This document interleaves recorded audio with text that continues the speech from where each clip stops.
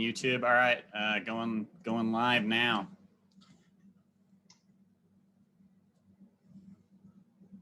All right, good afternoon, everyone. Welcome to the Parker Radio Association February meeting. My name is Dan, N2SRK Club President. We're glad you're here, and we welcome you, those that are on, our members that are on Zoom right now, as well as those that are watching on YouTube Live. Right. We're happy that you're here, and thanks for spending part of your Saturday with us. We got a pretty packed agenda today. Not only from a business standpoint, but boy, we got a great presentation lined up this afternoon. Very special guest, Dr. Bob Heil, K9EID from Heil Sound will be joining us. So we'll have more on Bob and his background, and a great presentation that Bob has put together for us on how speech articulation can improve your station. That's something we all need, considering we're really getting into contest time here. So I'd like to welcome first and foremost our newest members to the PRA. We've had a plethora of new members join here in the last several weeks. We're glad that you're here, and best way to make yourself known is not only participate in this meeting, but get involved in our nets, and also jump on one of our several repeaters that we have. Exercise those privileges, get on the air. It's a great way to not only make yourself known, but as you can probably tell within the PRA, we're a great group of friends and a good family here as well. So again, thanks for your participation in the PRA, and we're happy to have you here. I want to go around the room real quick and do some introductions. I'd like to start with our secretary, Elizabeth. Elizabeth, good afternoon. We'll throw it over to you. Good afternoon, everybody. Elizabeth, N1RDH. Glad you could join us, and I'm looking forward to the presentation. Excellent. Thanks, Elizabeth. We're glad you're here as well. And also thanks for all that you do on the newsletter. That is just an absolute gem that comes out every week. So if you're a PRA member and you're not getting that newsletter, make it known, because it does come out every Sunday morning, kind of like the Sunday morning paper. One of the cool things I like to read on Sunday morning, that first cup of coffee. So Elizabeth, thanks for all you do in that weekly news blast. We'll kick it over next to Justin, AE2L, our treasurer. Justin, good afternoon. Hey, Dan, and hey, everybody. Great to see everyone, and a good group, good turnout for a beautiful, sunny, warm, soon to be not sunny, warm Saturday. So thanks, everyone, for making time. Thanks, Justin. Glad you're here as well. And also thank you for all you do. I mean, you help all of us really walk the line when it comes to our finances or funding requests and things like that, and appreciate all that you do for us as well. Next, I want to kick it over to Ray, N0KEG. Ray is our Chief Technology Officer. Ray, good afternoon. What's up? Hey, good afternoon, everybody. Good to see all the smiling faces and the little boxes on my screen, and I think we got a few more minutes before it gets nasty out there. So if you got a last minute antenna to batten down, go do it now, and hurry back for Bob. I'm very looking very forward to seeing the presentation today. Absolutely. Well, Ray, glad that you're here as well. And thank you for all that you do behind the scenes. You were really the mastermind behind the transcoder that we were able to get on the air and get up and going. It's amazing to have the D-Star, Fusion, DMR, Jambalaya all come into one, and actually maybe sometimes not play so nice in the sandbox, but yeah, most more of the to time come on that. Bill and I are working really hard on that. Give us a couple of months and it's going to be even better. Excellent. No, thanks for all that you do. And the man in the control room right now, we have Wayne. Wayne is busy just kind of checking all between YouTube, and he's checking, making sure the chats are active and staying on top of that. So Wayne, we're going to throw it over to you. Good afternoon. And N0AD in the group. Over to you. Hey, good afternoon, everybody. Just remember, if you're on the YouTube side, make sure you like and subscribe. We're actively watching the comments. If you have any questions, feel free to post them in there, and hopefully should be a good turnout and a good presentation.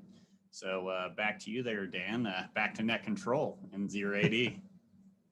All right, thanks, Wayne. Appreciate all that you do behind the scenes, particularly with these events that are online. It takes a mastermind to be able to do this. And I know this is one thing I have zero talent on, but I absolutely lean on the resources that are around us, and you do a great job with that. I just want to check in to see if Patrick may be in AI8C. Patrick, are you on tonight? All right. Well, how about with John N4SJW? John, are you here? All right. We're missing John and Patrick, but hopefully they'll be able to join us here later on. I also want to thank all of our committee chair people that are involved. These committees have absolutely exploded. We have committee updates that are going to be coming up here as part of the monthly discussion. But again, the PRA would not be what it is without all of the committee members doing what they're doing. So to each of the committee members that are giving an update, thank you for all that you do. You guys really make the PRA shine. And boy, it's great to see the level of activity and participation in each of the committees. So with that, I'd like to encourage any of our new members, get involved in a committee, get plugged in. Maybe you'd like to know a little bit about repeaters or get to know more about repeaters. Join a repeater committee. Or maybe you have a knack with websites and things like that. Join the website team. Maybe you're an accredited VE or soon to be accredited VE. You can get on the VE team, which will be great. So all kinds of good updates coming up there. So again, get yourself plugged in to the PRA. Lots to do. There's Patrick is not answering the PRA hotline. That's not good. I just saw a chat come up there. So that's okay. We'll have to see what's going on there on the hotline. Thanks for that, Randy. Without further ado, I'd like to turn it over to Justin, AE2L, for our treasurer's report. Justin, over to you. Yeah, thanks. Let me see if I can figure out how to share here. I'm not always a Zoom guy. Let's see if I can make this work. Yeah, and if it's, let me know if that's not working. Oh, there you go. Cool.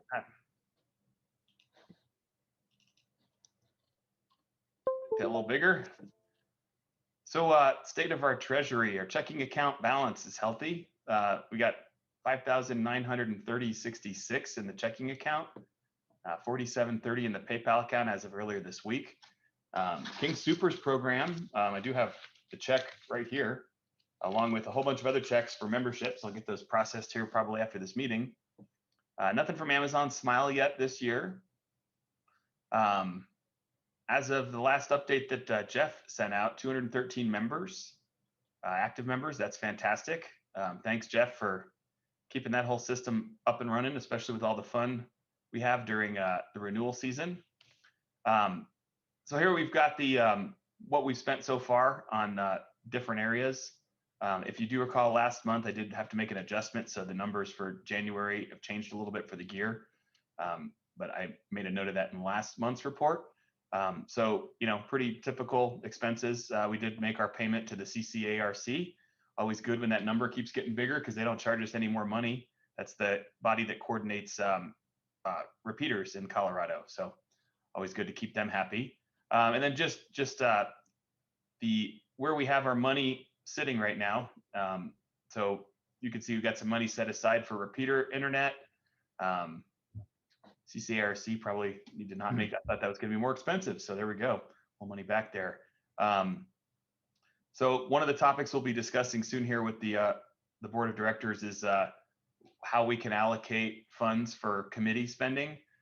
So right now we have 2849.13. I have a check here from King Soopers that'll put that probably up over the $3,400 mark. So we probably have about $3,500 we can allocate for committees, and that'll include field day, repeaters, etc., website as well. So we're going to be working through that over here in the next couple weeks and figure out what we can fund and when we can fund it.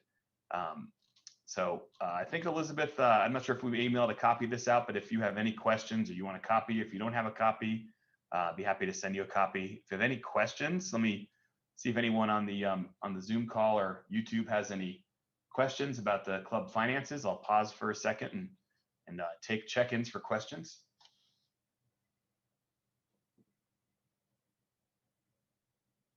All right, I'm not hearing anything. Give YouTube another second. Yeah, I don't see anything on YouTube. All right. I think if there's no questions, we'll throw it back to you, Dan. Thank you. All right, Justin, thanks for a great update. Boy, it's certainly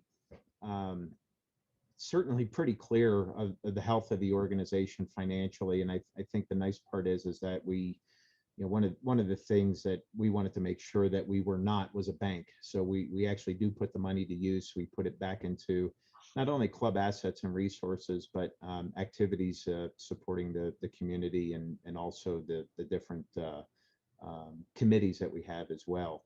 I also want to thank the committee chair people for their input back into their request for 2021. The board will be meeting here in the next 7 to 10 days to discuss just that. We'll be discussing those requests.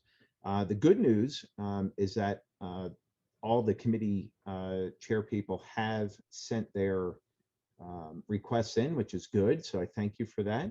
Kind of the other side of it is that the requests are exceeding the amount that we have. So that's okay. I like us to aim high. So there may be some things we have to postpone in 2021 as far as those requests and maybe push them or shuttle them towards the early part of 22. So more will be coming out on that definitely on or before the next monthly meeting next month in March. I want to get into some of our current topics and committee reports. I know one of the things that was sent out a couple weeks back had to do with the Constitution and bylaw updates. A draft was sent out on that. We had some really good respondents that came back on that. And actually, we're going to elect to defer this ratifying of the bylaw update that was sent out, just because they're, believe it or not, we got to tweak and make some additional updates on it. So over the course of the next week, there will be another update that goes out to the membership, and we'll use that hopefully as our final draft before ratification. So we're actually going to pause that bylaw and constitution update until the next draft comes out on that. And again, once that draft does come out, please maybe reference the current draft if there's anything that you need clarification on, or if there are any aspects that things that are that you may find inconsistent. Just let us know. We want to make sure that this is number one, pretty dialed in, but number two, we also want to make sure that it doesn't become a really long legal document. We got to remember we're an amateur radio club. We promote keeping the squelch loose, and as Justin has taught me, we just don't want the knobs to fall off with loose squelch. So we'll bypass that motion to approve until next month. I want to kick it over next to Doug, KE0DC, and the VE Testing Committee. Doug, we'll throw it over to you. Good afternoon. Afternoon, everybody. Give me a second here. And should be up now. I'm the chairman of the VE committee. If you're a VE, feel free to contact me. My call sign, the number 2 at Gmail. And this month we've got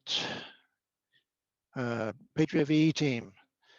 Got the next one coming up is February 21st, a Sunday, 11, 12:30, and 2. There's one slot remaining for 11, 6 for 2, and those are in Elizabeth at the American Legion Post. And after that, we've got Centennial, which I'll be at. It's the last Monday and Friday of the month at 6 and 7 p.m. at the Able Shepherd. And you click on the link here on the webpage at hamstudy.org/W0PCT, and you can get a map. And after that, we got Chaffee Lake Amateur Repeater Association in Salida on the 28th. Then March, we got Federal Heights.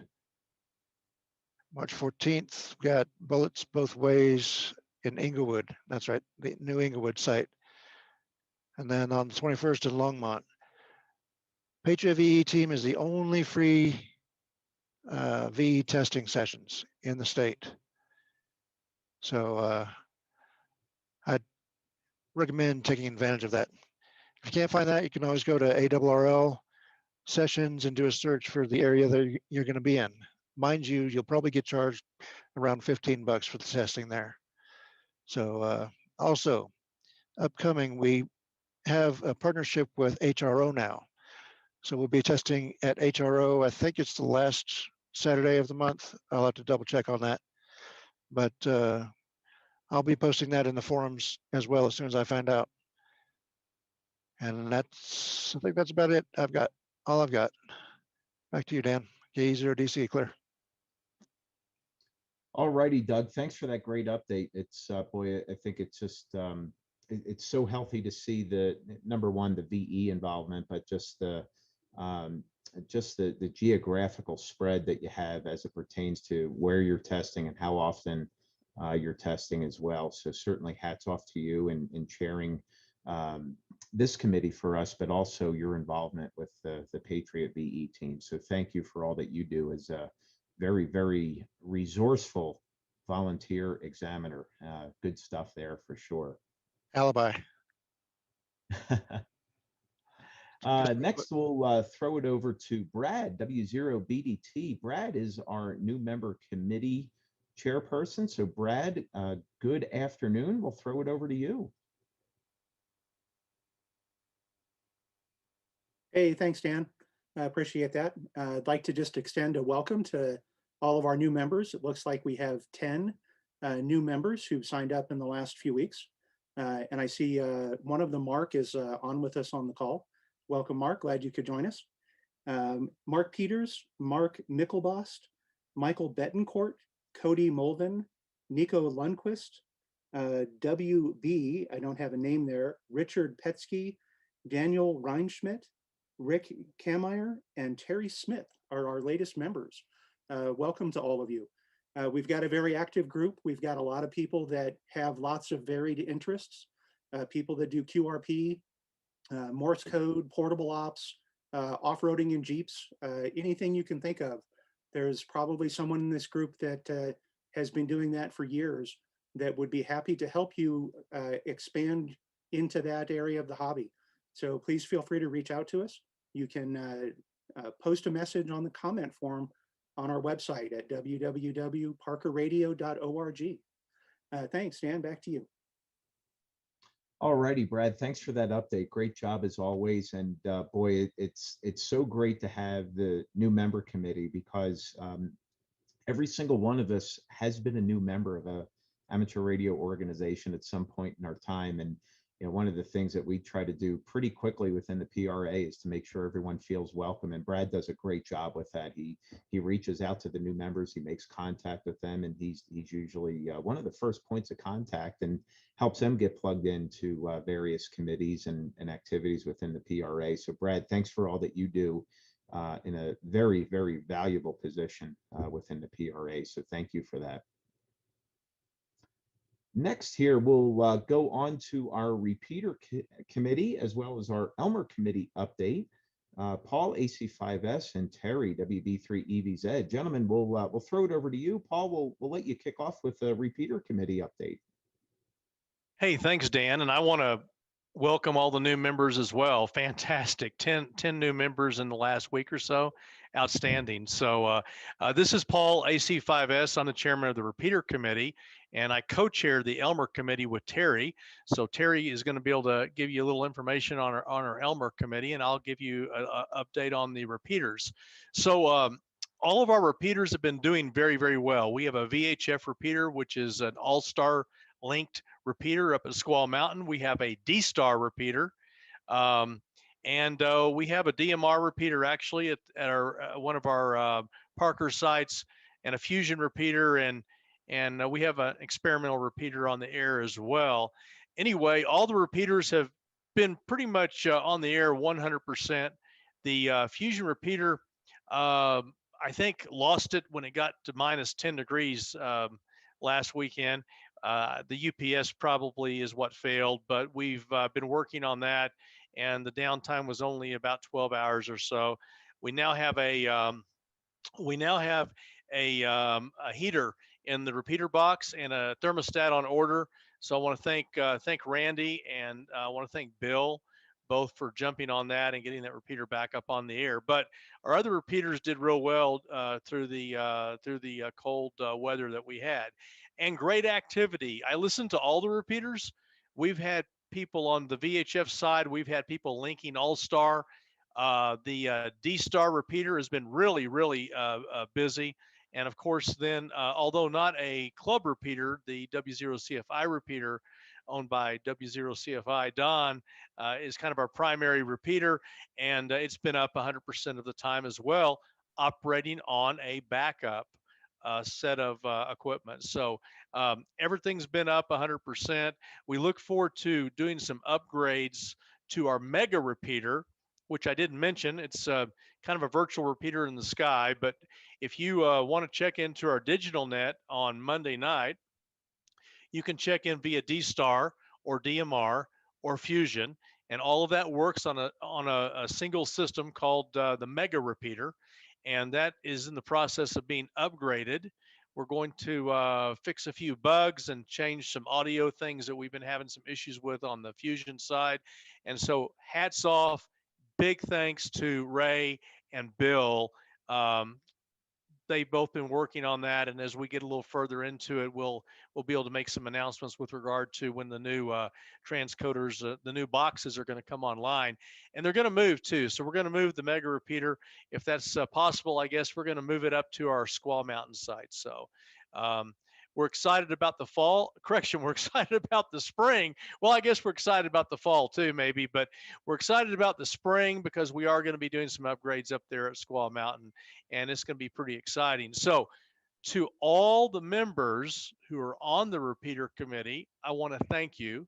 We also have a subcommittee now that's working more with the IT piece in the background. Kind of, we call them the back room guys. And then I want to just real quickly reiterate what Dan said. If you're a new member and you'd like to be on the repeater committee, you don't have to have any experience with repeaters. Maybe you just want to learn about repeaters, or maybe you do have quite a bit of experience with Linux or that type of thing. We're happy to have you jump on that committee. Just send us an email at parkerradio.org. And they'll forward that over to me, and I will get you some information, and we'll get you on the committee. So we have about 20 people on the committee. Dan, I think it may be our largest committee now. I'm not sure. It absolutely is, Paul. Yep, it is. 20 or 21 people, and everybody does something. Not every day or every week, but when called upon, everybody steps up, and it's a fantastic group of people. I can't thank them enough. Okay, well, enough of this information about the repeater committee. Let's throw it over to our the co-chair of the Elmer committee, which I'm very happy to be working with Terry. He's back in town now. He's been gone for about a year on and off, but he's back now. So it's nice to be able to call on Terry on a regular basis. And man, he's a joy to work with. So WB3 EVZ, over to you.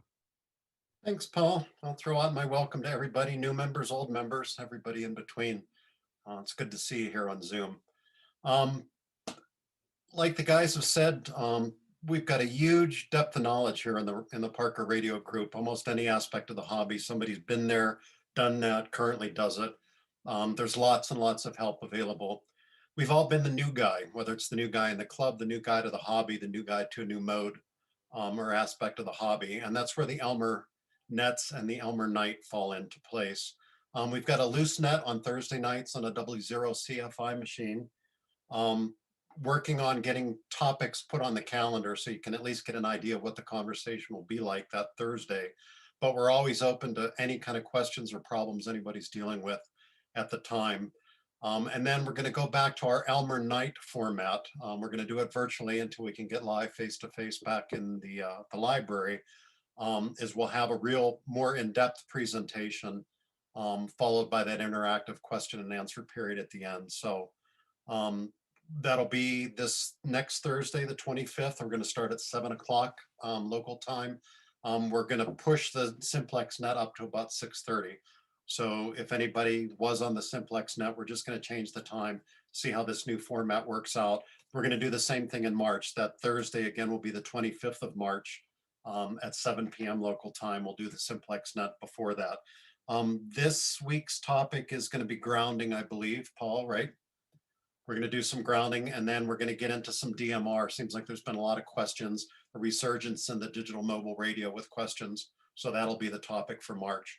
So working, with Jeff on the website, how to get things updated on the calendar and how to get input from you folks with questions. Just bring it to the net, bring it to our attention.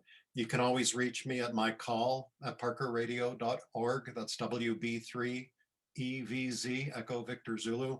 Or if you forget that, just hit the contact link on the webpage. That'll get to the board and that'll get it to me. So that's it. Yeah, don't be shy. If you want to help participate on the committee, you're welcome. If you want to take net controls on any of the nets, just reach out and we'll hook you up. That's it. Welcome again, everybody.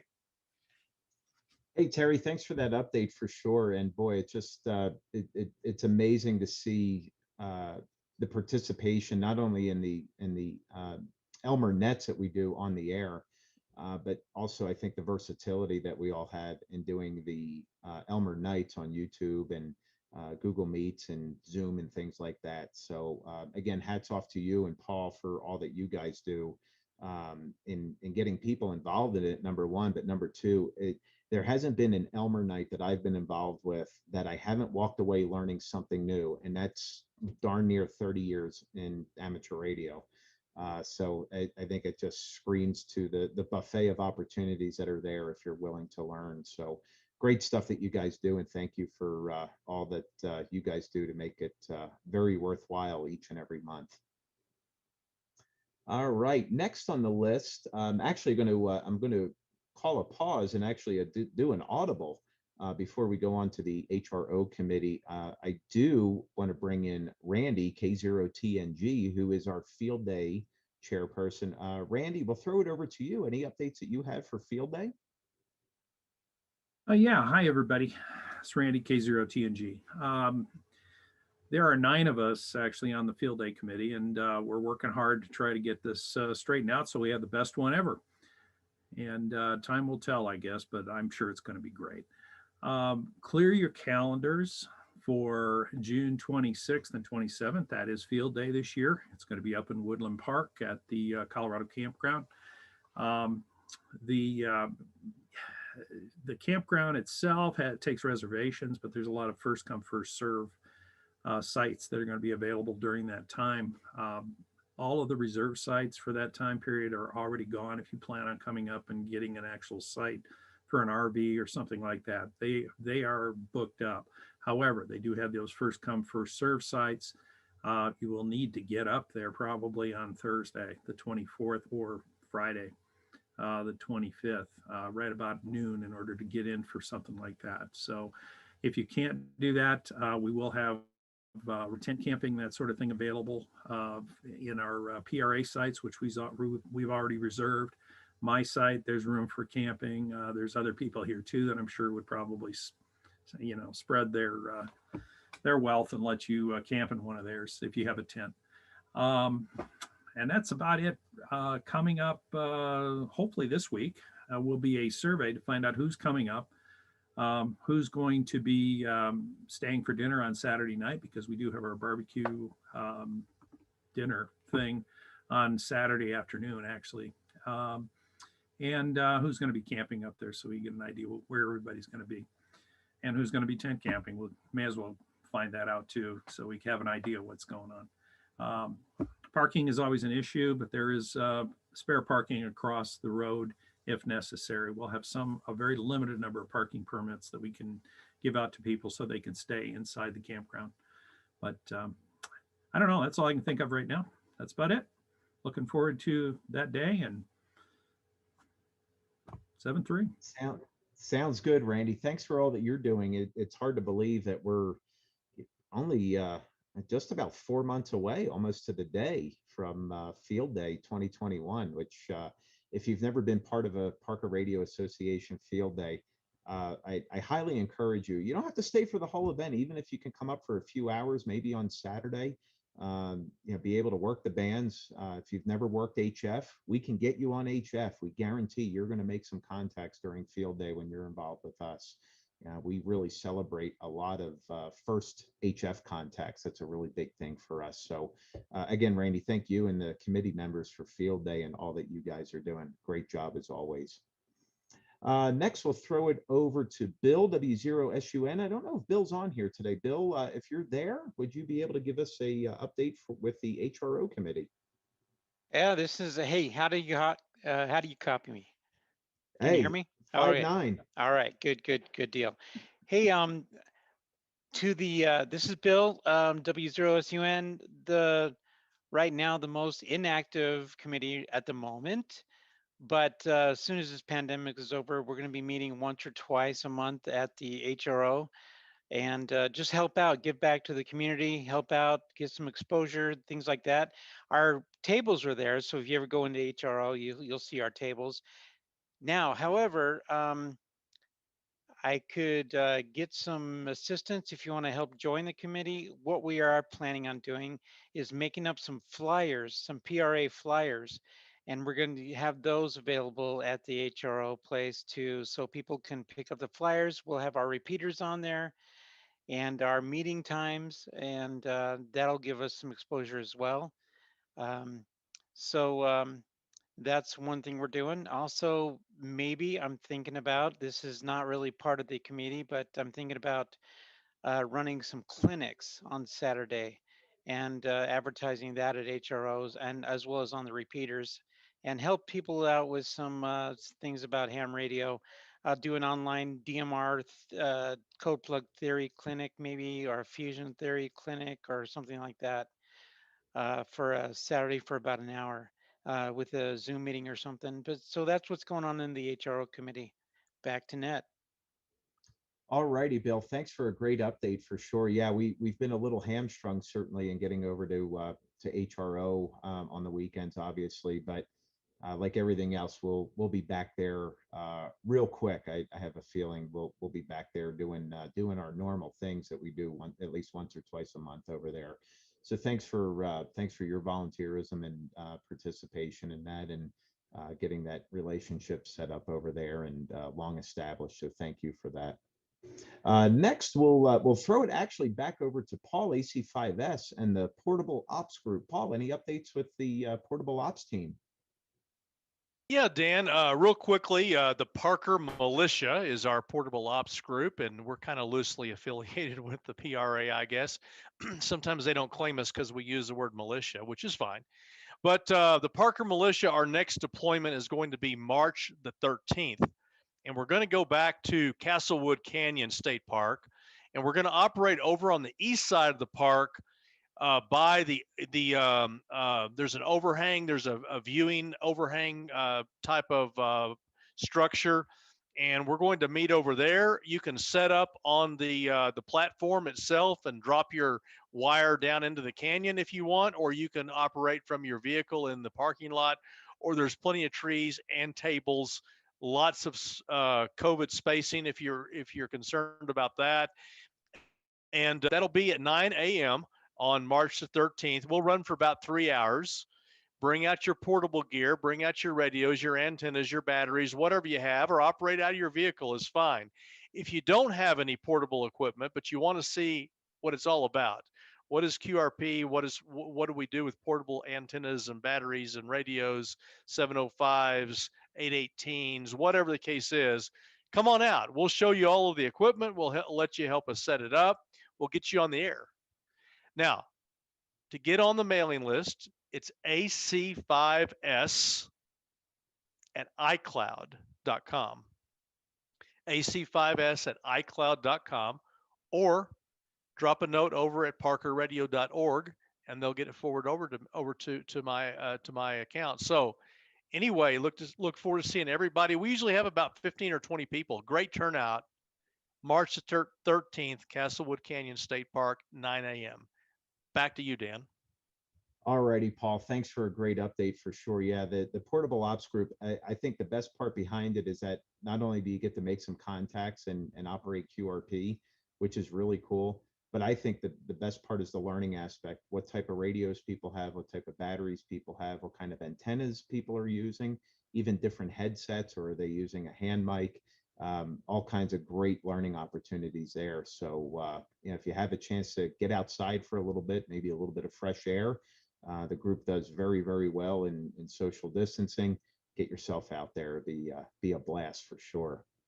Next, I want to throw it over to Jeff, AB0L. Jeff is our webmaster extraordinaire and also the chairperson for our website committee. So Jeff, I'll throw it over to you. Hey, good afternoon, everybody. Yeah, the website's been purring along really well. No issues, thankfully, knock on wood. Just a quick couple of items though for, especially for newcomers or for folks that are using good old fashioned checks for membership payments or renewals. That's probably our most asked support questions. One, realize we're pretty much a volunteer organization. So checks that get mailed in take a little bit of time. There's only a couple people that got keys to the post office box. So it might take a couple, 3 weeks for the box to get checked. And then even after that, it could take a couple more weeks before the stuff makes it over to Justin, our treasurer, and finally gets deposited. So don't panic if it's been a month and you still have that check hanging out there to the PRA. We'll get to you eventually. How it works, once the mailbox is checked, a note comes directly to me, and that's when I update your account on the website and get your account renewed or activated or whatever the case may be.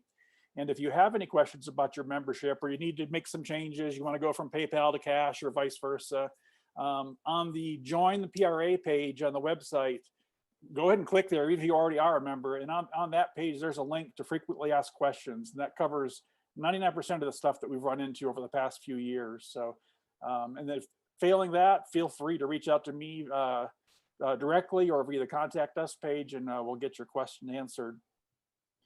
For newcomers, and I welcome you all, but just a quick note, sort of related there, on the PRA gear page.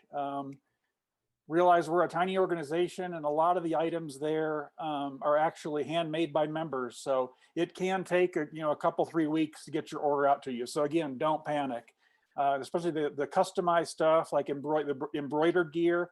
The lady that does our embroidery for us is great, because most places have got huge minimums. She doesn't have a minimum, but what she does to make it worth her time and cost effective is she bundles this stuff up. So your cool hat or polo shirt may actually take a couple months, but again, we're tracking the order. You won't get forgotten, and we'll get you your stuff eventually. So anyway, that's pretty much it for me, Dan. Unless there's any questions, we'll send it back to you. All righty, Jeff, thanks for that. And Jeff, again, just a big hats off to you and the members of the website committee.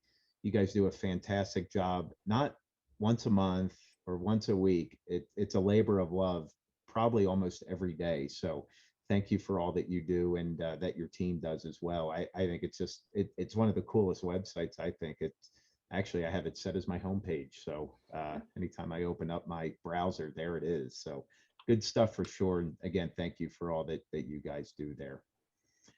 Next, speaking of gear, we'll throw it over to Tom, K9EID and the PRA Gear Committee. Tom, any updates from the Gear Committee?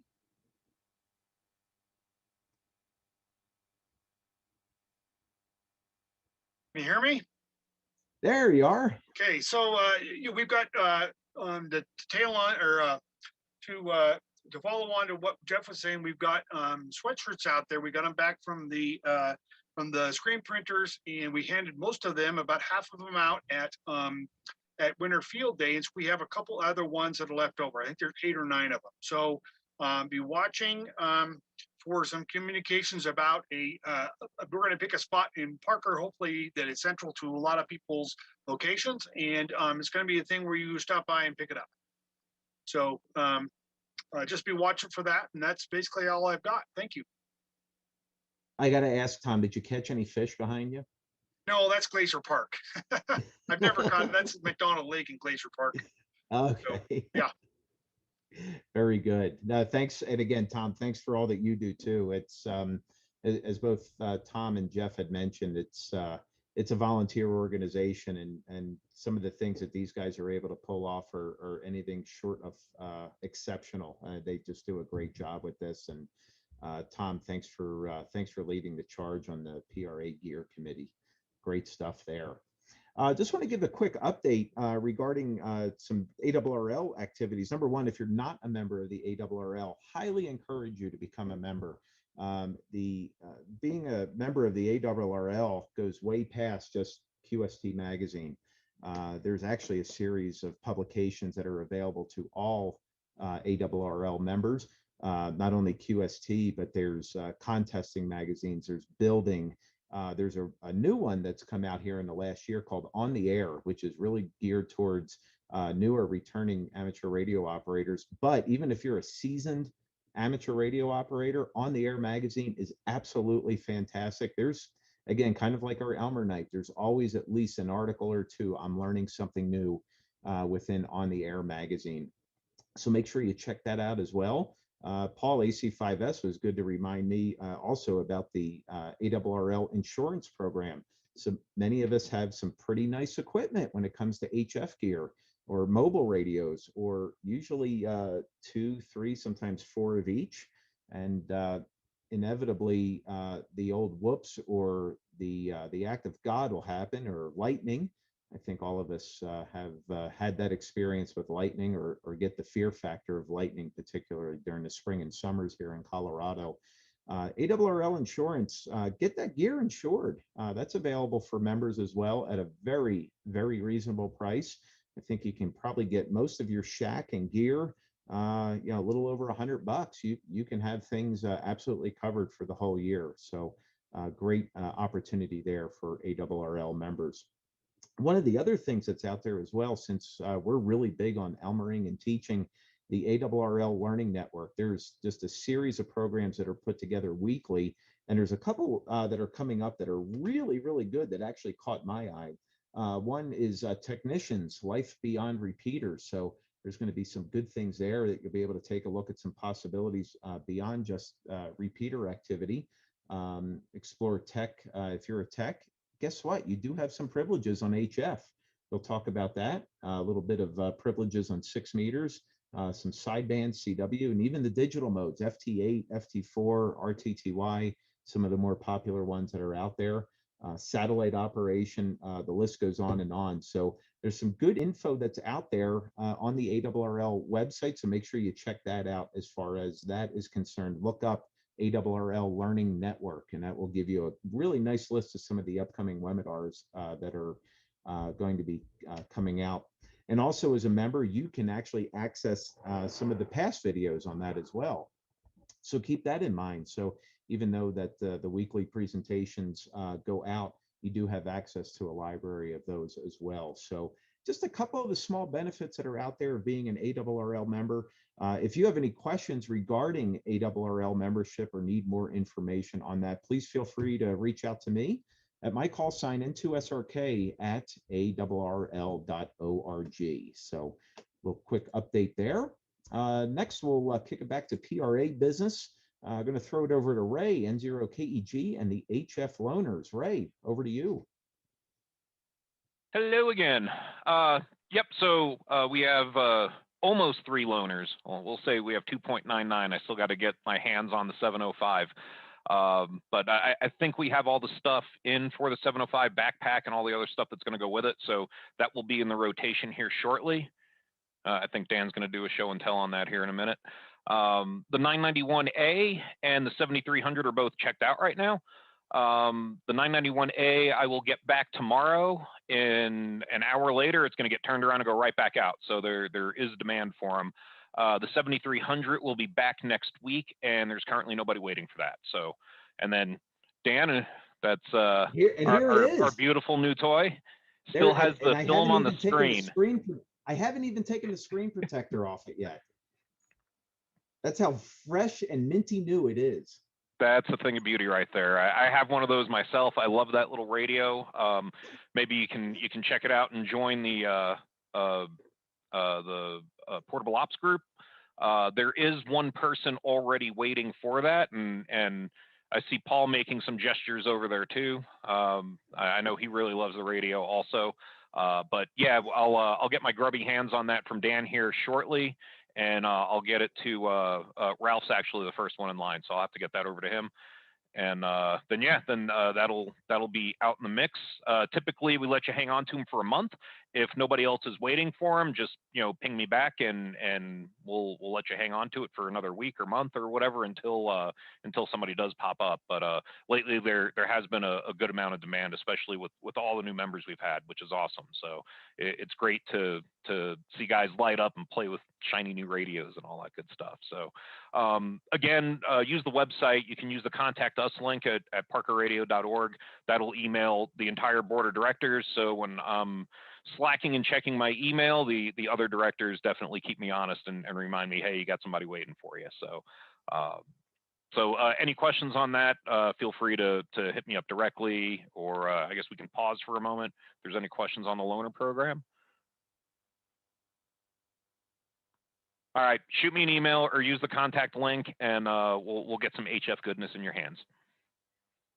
All right, Ray, thanks for that update. And again, just another benefit of being a PRA member, you have access to this loaner equipment, which is great. And we're not just talking some of the old stuff too. I mean, we have some really great gear that's available for loan. What better way if you're in the market of wanting to check out a new HF radio, or hey, what does a 7300 do? How does that compare to a 991? Man, I've never done QRP before. I wonder what that's like. Get your hands on the 705. All of those things are available for club members as well. It does us no good to have those collecting dust on a shelf, or like it is sitting here with mine. Although I've messed with it. I have played with the 705. I think it's a really, really cool portable radio for sure. Lots of really, really neat features on there. So make sure you take advantage of that as a PRA member. Let's see here. We also have, I want to give a quick update regarding elections. Actually, 2021 is an election year. I'd like to thank Bill, W0SUN. Bill is our election chairperson for 2021. So we actually need some more people to help out Bill with the elections. So if you are interested in helping your Parker Radio Association in a very worthwhile cause with leadership elections and officer elections that will be taking place, reach out to me, reach out to Bill. Either way, reach out. We have some very, very simple things that you could do to be a participating member of the election committee. So more information will be coming out on that. But I do want to plant the seed. If you are interested in becoming president, vice president, secretary, treasurer, chief technology officer, or any of the two director at large positions, we would love to have you put your hat into the ring. No better way to really get the best out of amateur radio or the best out of the PRA than to help lead the cause on that. So we hope to have a very, very full ballot this year. Next, I know Patrick isn't here. Justin, if you're still here, I'd like to throw back over to you. Maybe you can give us a quick update on the King Supers and Amazon Smile program. Yeah, so if you're not familiar with our the various programs we have that generate money for the Parker Radio Association, the first one we've got is the King Supers program. So essentially, if you shop at King Supers and you go online to your kingsupers.com account and you go into the community rewards section of my account, you can designate a community rewards and you pick a nonprofit, and the Parker Radio Association is a nonprofit. So we show up there, and based on the quarterly spending of the households participating, which I think now we've got 55, 56, 57 households participating in that. So they take all the people that participate, everything that you spent, look at the program at a more regional level, and then they give us a check every quarter. And just got the last one sitting right here, 660.71, which is fantastic, you know, check in hand. So that's great. So that's about what we've been getting quarterly, $600 to $700. So that sure goes a long way towards funding projects for the membership, like repeaters and transcoders and field day, pulled pork, ICOM 705 radios, loaner radios, all that stuff. We try to put it to use as quickly as we can. So the more you participate, the more there is. So that's a great program, and we appreciate that the Kroger Corporation does that. Similarly, if you shop at Amazon, which I don't know anyone who doesn't shop at Amazon these days, if you go to smile.amazon.com, it's the same thing as regular Amazon, except a charity of your choice gets money every time you spend money on Amazon. So if you go to smile.amazon.com, it's the same Amazon, just they send money to charities. So we get about I don't know, 50 to 80 bucks a quarter from them, and every little bit helps. It goes a long way, and there's nothing we really have to do to get this money. So we certainly appreciate it, and it's really helped increase our ability to put it back into the ham radio community around the Denver area. So we appreciate you participating in those things, and if you have any questions, Dan or myself can answer them, and just let us know. But we appreciate everyone supporting the Parker Radio Association. I think that's about it, Dan. Feel free to add anything else, and I'll throw it back to you. All right, Justin. No, great update there for sure. And I want to thank those PRA members who are donating through King Soopers as well as Amazon Smile. It goes a very, very long way. As you can see, you know, we were talking about the budget and finances earlier, and obviously your participation in particular in both of these great organizations really helps the PRA in some of our missions and activities for the year. So if you haven't signed up yet, boy, we would love to have you sign up and select the Parker Radio Association in both of those organizations as your charity of choice. Real quick, as far as the Douglas County Library is concerned, they are on a limited basis for meeting. That's the good news. The bad news is that typically our meetings exceed the number of people that they're letting in. So we're checking that month by month. And obviously your safety is of utmost concern to us. So we want to make sure that we're setting up a safe environment, a socially distant environment, obviously with everything going on with the pandemic. So next month, for the month of March, we will be online. And Wayne, do you want to give us a little teaser on the month of March and what our presentation will be? For the month of March, we have Rob with NOAA doing a space weather presentation. So, and that's the 13th. Is that correct? I believe, yes, that is. Yeah. So, yeah, the 13th should be a good time. Should be a good presentation. Excellent. Thanks, Wayne. I appreciate that update. And thank you for not only getting that set up with Rob, but also set up for our presenter today, which is I'm going to let him warm up. He's going to be coming up next. So that's about it from this end. As far as the business meeting is concerned, I do want to open up the floor to the members. If there's any soapbox comments that may be there, maybe some new DX or any new upgrades that maybe have taken place. So we'll throw it out there for some quick soapbox comments.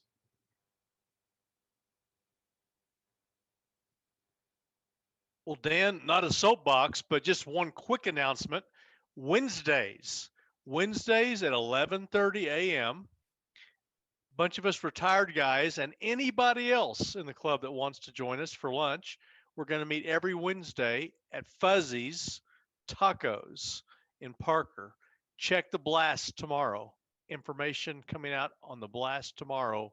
Every Wednesday, 11:30. Bring your radios. Sounds good. Man, I'm hungry already. That's good stuff. Anyone else? Nothing on YouTube either. Okay. Well, hearing none, we'll close the monthly business meeting for the PRA. Thank you for hanging in with us as we go over a lot of these really good updates. And it's without further ado that I introduce K9EID, Dr. Bob Heil, who is the founder of Heil Sound. Dr. Heil is a sound and radio engineer, probably most well known for creating the template for modern rock sound systems. He went on to create some unique touring sound systems for bands such as the Grateful Dead and the Who. And he, by name, actually invented the Heil Talkbox in 1973, which is frequently used by musicians such as Peter Frampton, Joe Walsh, and Richie Sambora. So as much as you think that Bob may just be involved in amateur radio, boy, his roots are really deep within the music industry. And I know Bob just has an absolute love and passion for music and all things related to sound as well, which is really cool. I don't want to chew up any more time in gabbing. I do want to toss it over to Bob, K9EID. Bob, good afternoon. We are honored that you're here. Welcome to the Parker Radio Association, and we're going to turn it over to you. Well, thank you very much. I've been listening in just a little bit. Wow, what a nice club. It's just, we need more clubs like this one. That's great, and a wonderful job you do. I really like the fact that you're buying equipment and loaning it to the members. That's pretty cool. And of course, what better to do it with this guy right here? Man, oh man, is this thing cool or what? Ultimate. We'll get into this a little bit, but I work for ICOM. I work for Yaesu.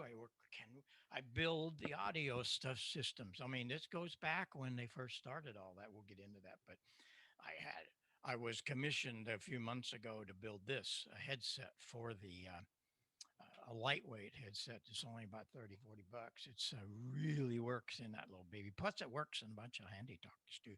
But I love that radio. What all we can do with it, man.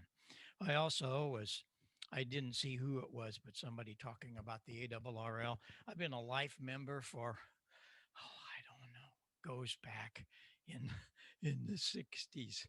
And I have many awards from them, and I'm really grateful that we have the Awrl. Well, let me get started here. How much time do we have? Well, Bob, you're joining us, so you have as much time as you'd like. I know you could probably spend hours and hours talking about this. So if you need probably about 90 minutes, if that's enough for you, or if you need more, the stage is yours. I'll try to keep it under 4 hours. Now, this will run about 90 minutes, I think. I don't know. We get into question and answer. We could be here till noon tomorrow, but that's okay. Well, first of all, what we're going to be talking about is we're going to talk a little bit about understanding speech articulation. Let me plug in something here. Something that few understand, and it really kind of bugs me because we hear all kinds of things and don't read a whole lot about it, but understanding speech articulation is something special, as you're going to learn today. But since you're a very special club, I don't do this for very many. I have a nice introduction for you. You probably will know who this is, I do think.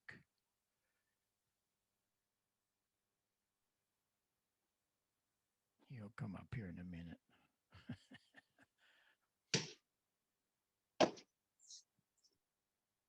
It happened. Oh, goodness. It didn't work that way. Well, we'll do it the other way. That's okay. Anyway, I started my career when I was 12 years old. I played the accordion first. And a couple years later, my parents bought me a B3 Hammond. I taught myself how to play. I mean, I was really into it, hours and hours a day. And I got a job in a restaurant at the age of 14, making quite a bit of money. It was quite something in 1954. And a year later, I became the organist at the Fox Theater in St. Louis. Now, one of the reasons I take time to tell you guys and gals this taught me how to listen. And we had to voice and tune those pipes. There were about 4,000 of them, and from 1 inch to 32 foot. Tuning is not a problem. Octave tuning, anybody can do that. But we had to really listen hard and tune the voices harmonically. In other words, we had to voice all of those thousands of pipes so that the one to the next to the next to the next sounded the same. Yeah, there'd be different pitches, but they weren't hollow or mushy or whatever. That taught me how to listen. And that was very important because I didn't know that it was going to carry through 2 of my careers later on in life. Hearing is just a physical process. Everybody hears, not a big deal, right? But listening, that's a different situation. And that's what we're going to talk about today. You're going to hear it quite often about listening. Well, in 1956, I was 15 years old. I became a ham. One of my high school buddies got a license. So I was taking some organ things across the street from Walter Ash in downtown St. Louis. So my parents took me over there and bought a Harvey Wells and an SX99. And what's that big box over there? That's a VHF converter, RME 152. So I could receive 6 and 2 meters on that 99. Over in the left corner, see that little meter? I wish I would have had a little wider on that because that was my first transmitter. I started building a transmitter. I hadn't been in the hobby just a couple of months. I love to build, but that Harvey Wells was golden for me. I was a technician for 17 years. I never listened below. I didn't need it. And when I say this today, if you weren't around, then you probably think I'm kidding. It was like 20 meters. The bands were open all the time, the biggest sunspot cycle we had ever had. I'm tuning around one night, 6 meters, and I heard the most ridiculous signal. Oh my gosh, is he distorted or what? Came back the next night tuning around. There he was again. So I got up the the nerve to call him, and he came back. And I had pushed the button on the BFO button on the SX99. And out of that speaker popped a voice. He was on single sideband in 1956 on 6 meters, unheard of. Barely very many people on sideband down in 20 meters or 75 or whatever. Well, I couldn't believe it. Like, wow, what's going on? So we became pretty good buddies. Every night I would work him at 7 o'clock because I was his little beacon, I guess. He was building this transmitter, and I didn't know at the time, found out later he was one of the very few on 6 meter sideband ever. So I told him that I come into St. Louis to play the Fox several times a week. He said, why don't you come by and see me? K0DGE, he became one of my college professors. I used to kid him about that. And he said, well, you come and see me. And he gave me his address. It was KMOX Radio. Larry Burroughs was the chief engineer at KMOX. Whoa. And I asked him, would you build me one of those transmitters? I think that'd be fun. Nope, can't do it, but I'll teach you. And he did. We started off by building a Central Electronics 10B, bought it at Walter Ash. That was a transmitter. It was the first single sideband transmitter.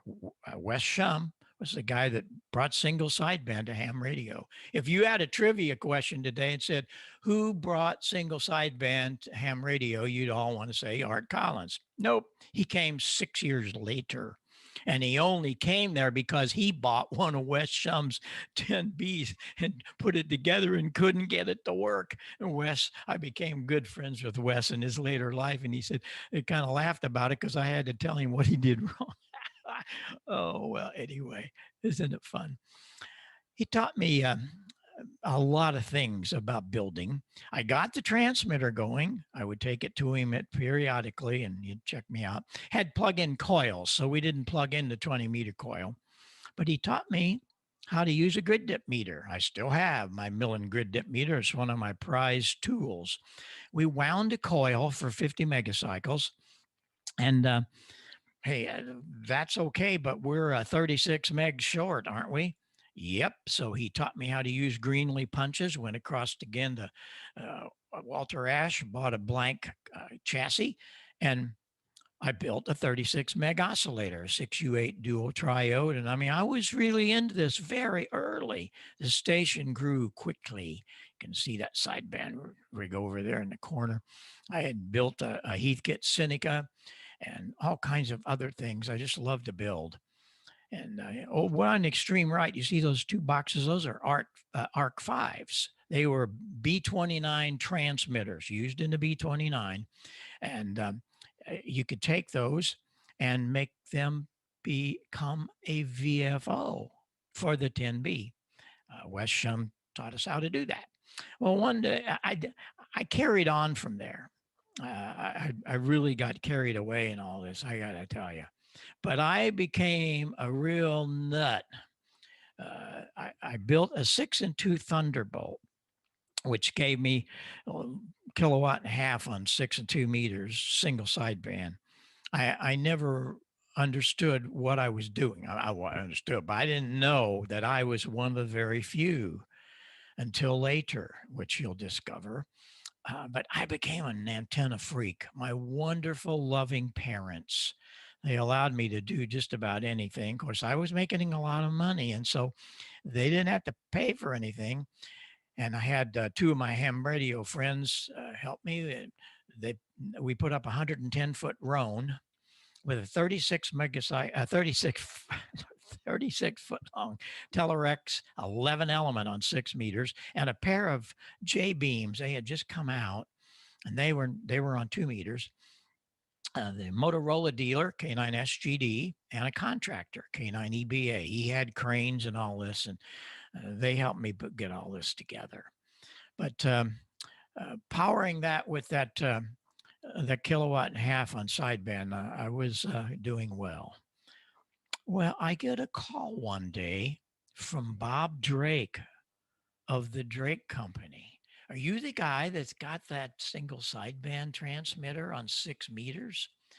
Yes, sir. He said, well, we would like to invite you to one of our club meetings if you could make it here.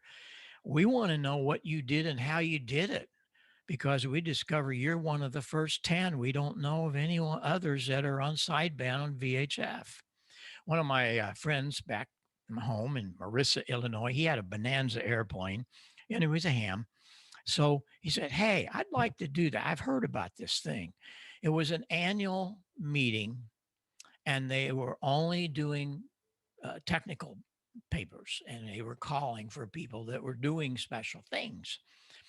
So off we went to the Biltmore Hotel, and they had taken all of the furniture out of one of the floors. They had the Collins room, Hallicrafter room, Bill Halligan was there, Art Collins was there. All of these luminaries, as I had been reading in the magazine for the past 3-4 years, they were all there. Bob Drake, I met him, Wes Shum, and on and on and on. Well, where was this?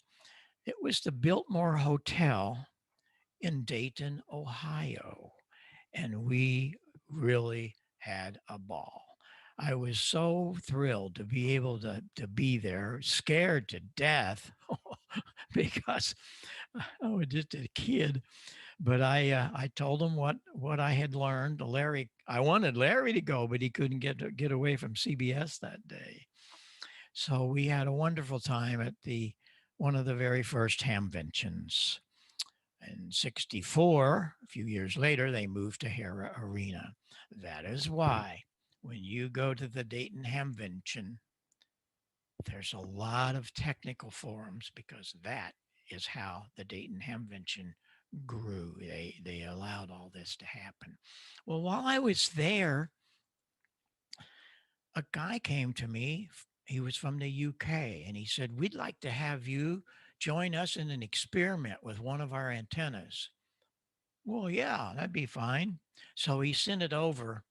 It was 128 elements on 2 meters. And we had a wonderful time getting this up there.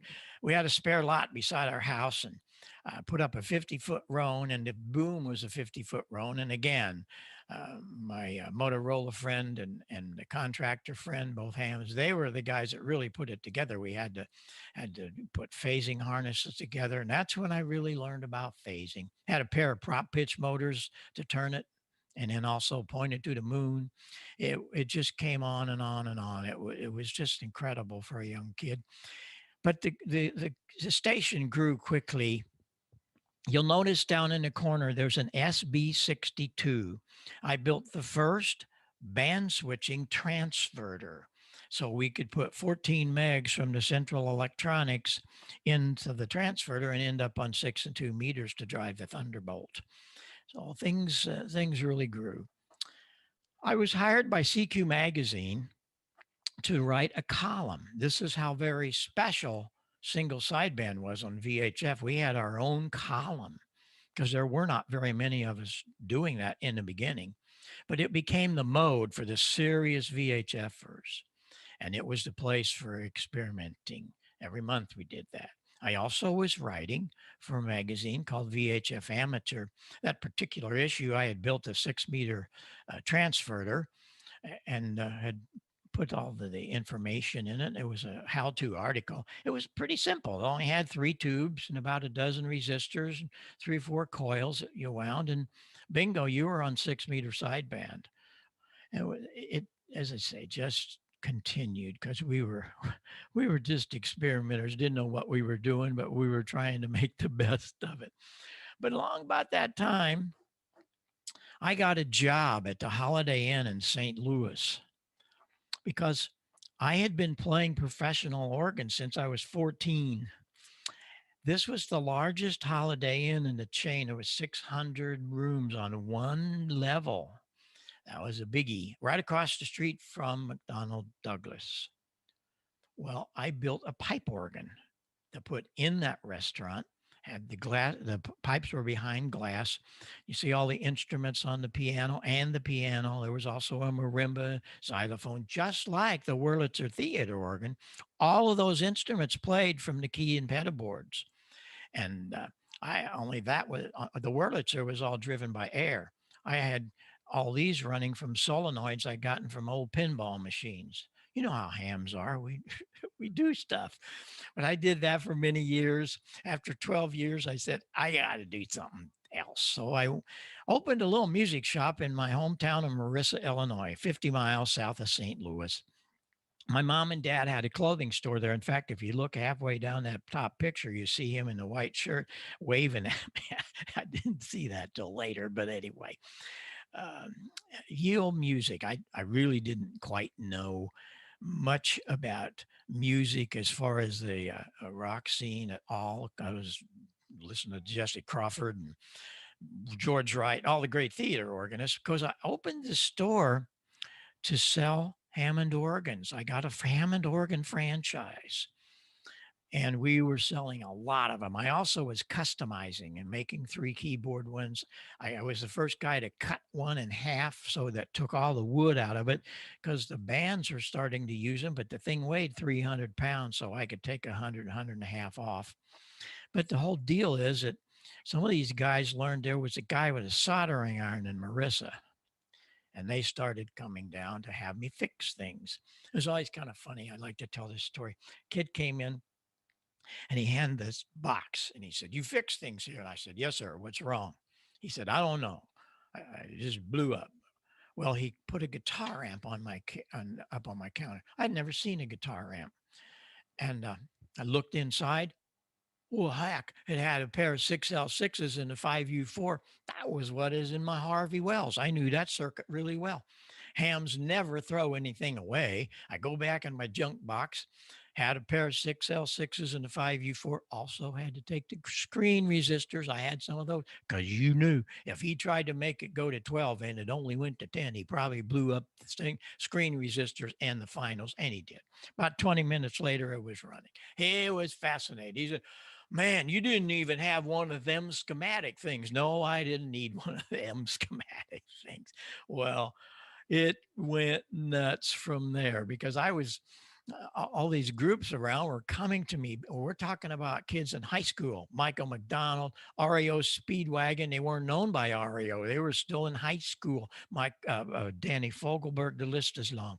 And we become the real true music store in the Midwest that could help these guys. The traditional music shop sold band instruments. They didn't want to see a bunch of these characters. Well, I did, and we went from there big time. And in renting Hammond organs to the various venues, Kiel Auditorium was the hockey arena and so on, there that have artists come in, but the PA was terrible. It was just little 6-foot columns that they had put in back in 1930. I ain't gonna make it. So I figured, aha, the Ham and me. I started building a big PA, you'll see two of my roadies standing on top of those two big speakers. The Vox had thrown those out a couple years before. Like, hams don't throw anything away, so I took those. Those are Olson bins. Harry Olson from RCA built those back in the 30s for theaters. I built the rest of it. We had a guy in town that had a fiberglass shop. We were building fiberglass horns. Things were going crazy. Keel Auditorium, we're doing a monthly a cavalcade of stars from Nashville. They would come in up on a bus, and they were all absolutely freaked out by the PA. They had never played through anything like that. So we were doing a lot of things around St. Louis with it. Well, one day I get a call from the Fox again. Hey, you still have those speakers I gave you? I said, yes, sir. What's up? He said, well, we got a problem. This group came in here tonight.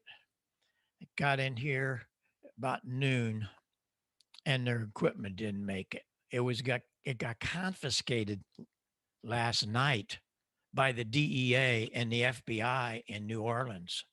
This story is, if you're any kind of historian of rock and roll, the Grateful Dead were on probation. Well, their sound man was on probation out of the state of California.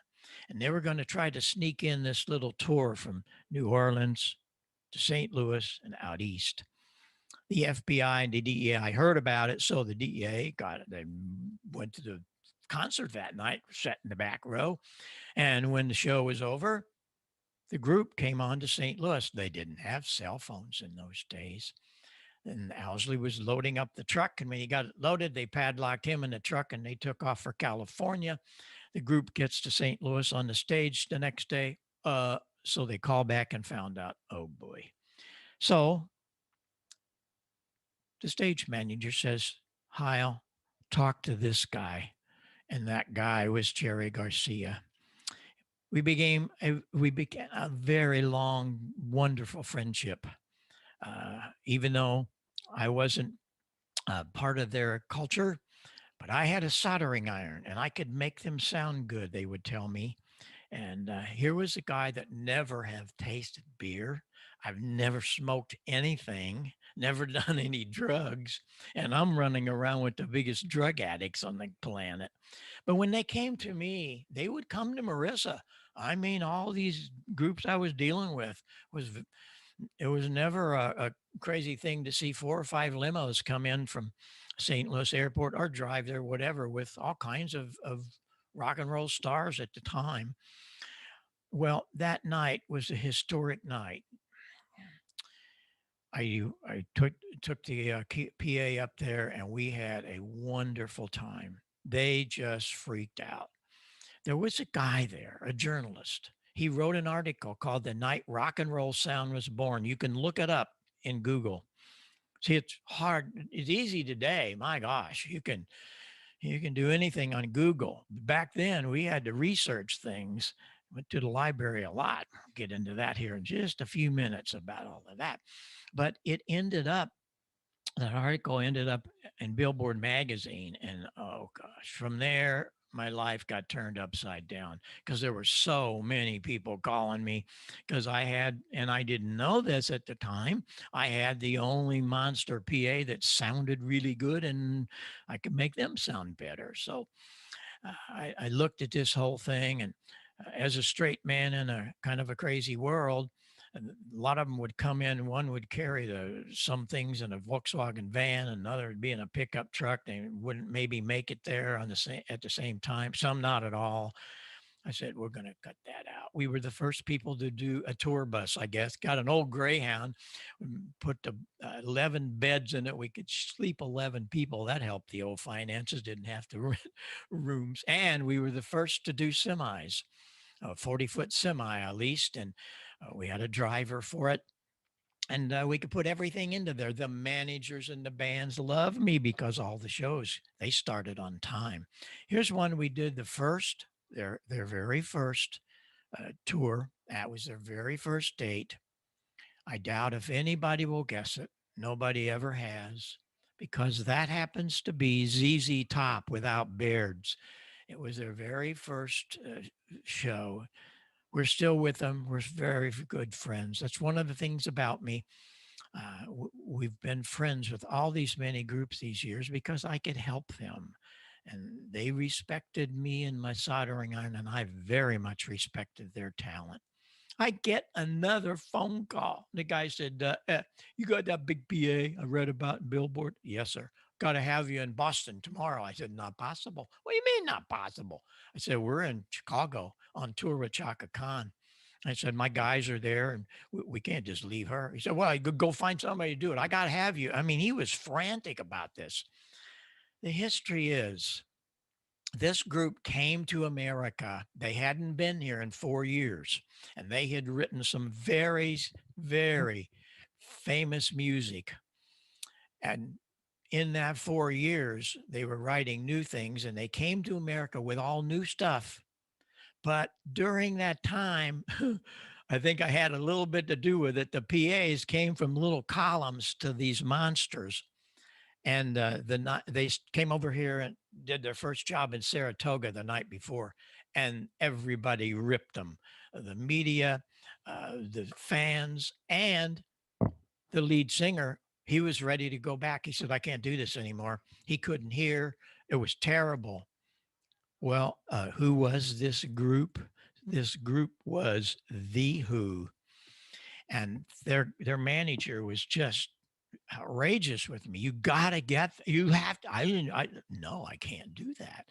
He said, look, you find somebody to do that. Well, I got a guy in Chicago, a friend, he could do the date. Now what? How am I going to get that semi and bus to Boston tomorrow? Or you can get there now. You go out to the airport at Hera and you rent a Flying Tigers. You pull your truck, you pull your bus right in and they'll bring you here. It's the first time and only time I ever rented a 747, but we did it. And we saved their really maybe career. They were really in trouble. Adultery was ready to come back home. He really was. He didn't want to go to sound check at Boston. One of my guys had to go out. He was running to the limo to go to the airport. And one of my guys took him and drove him around the block a while. Big history there. But anyway, it went beautifully.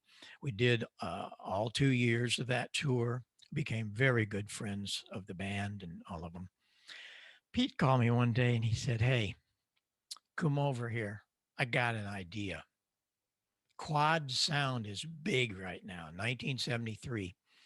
I would like for you to see if you could build me a PA that we can move Roger's voice around the hall in 4 channels. Yeah, I think so. He said, good. Come over here. Let's talk about it. So I went to London and I was so happy and blessed, really. Went to his studio that was above his house in the 2nd story on the Thames River. It was just fascinating to me.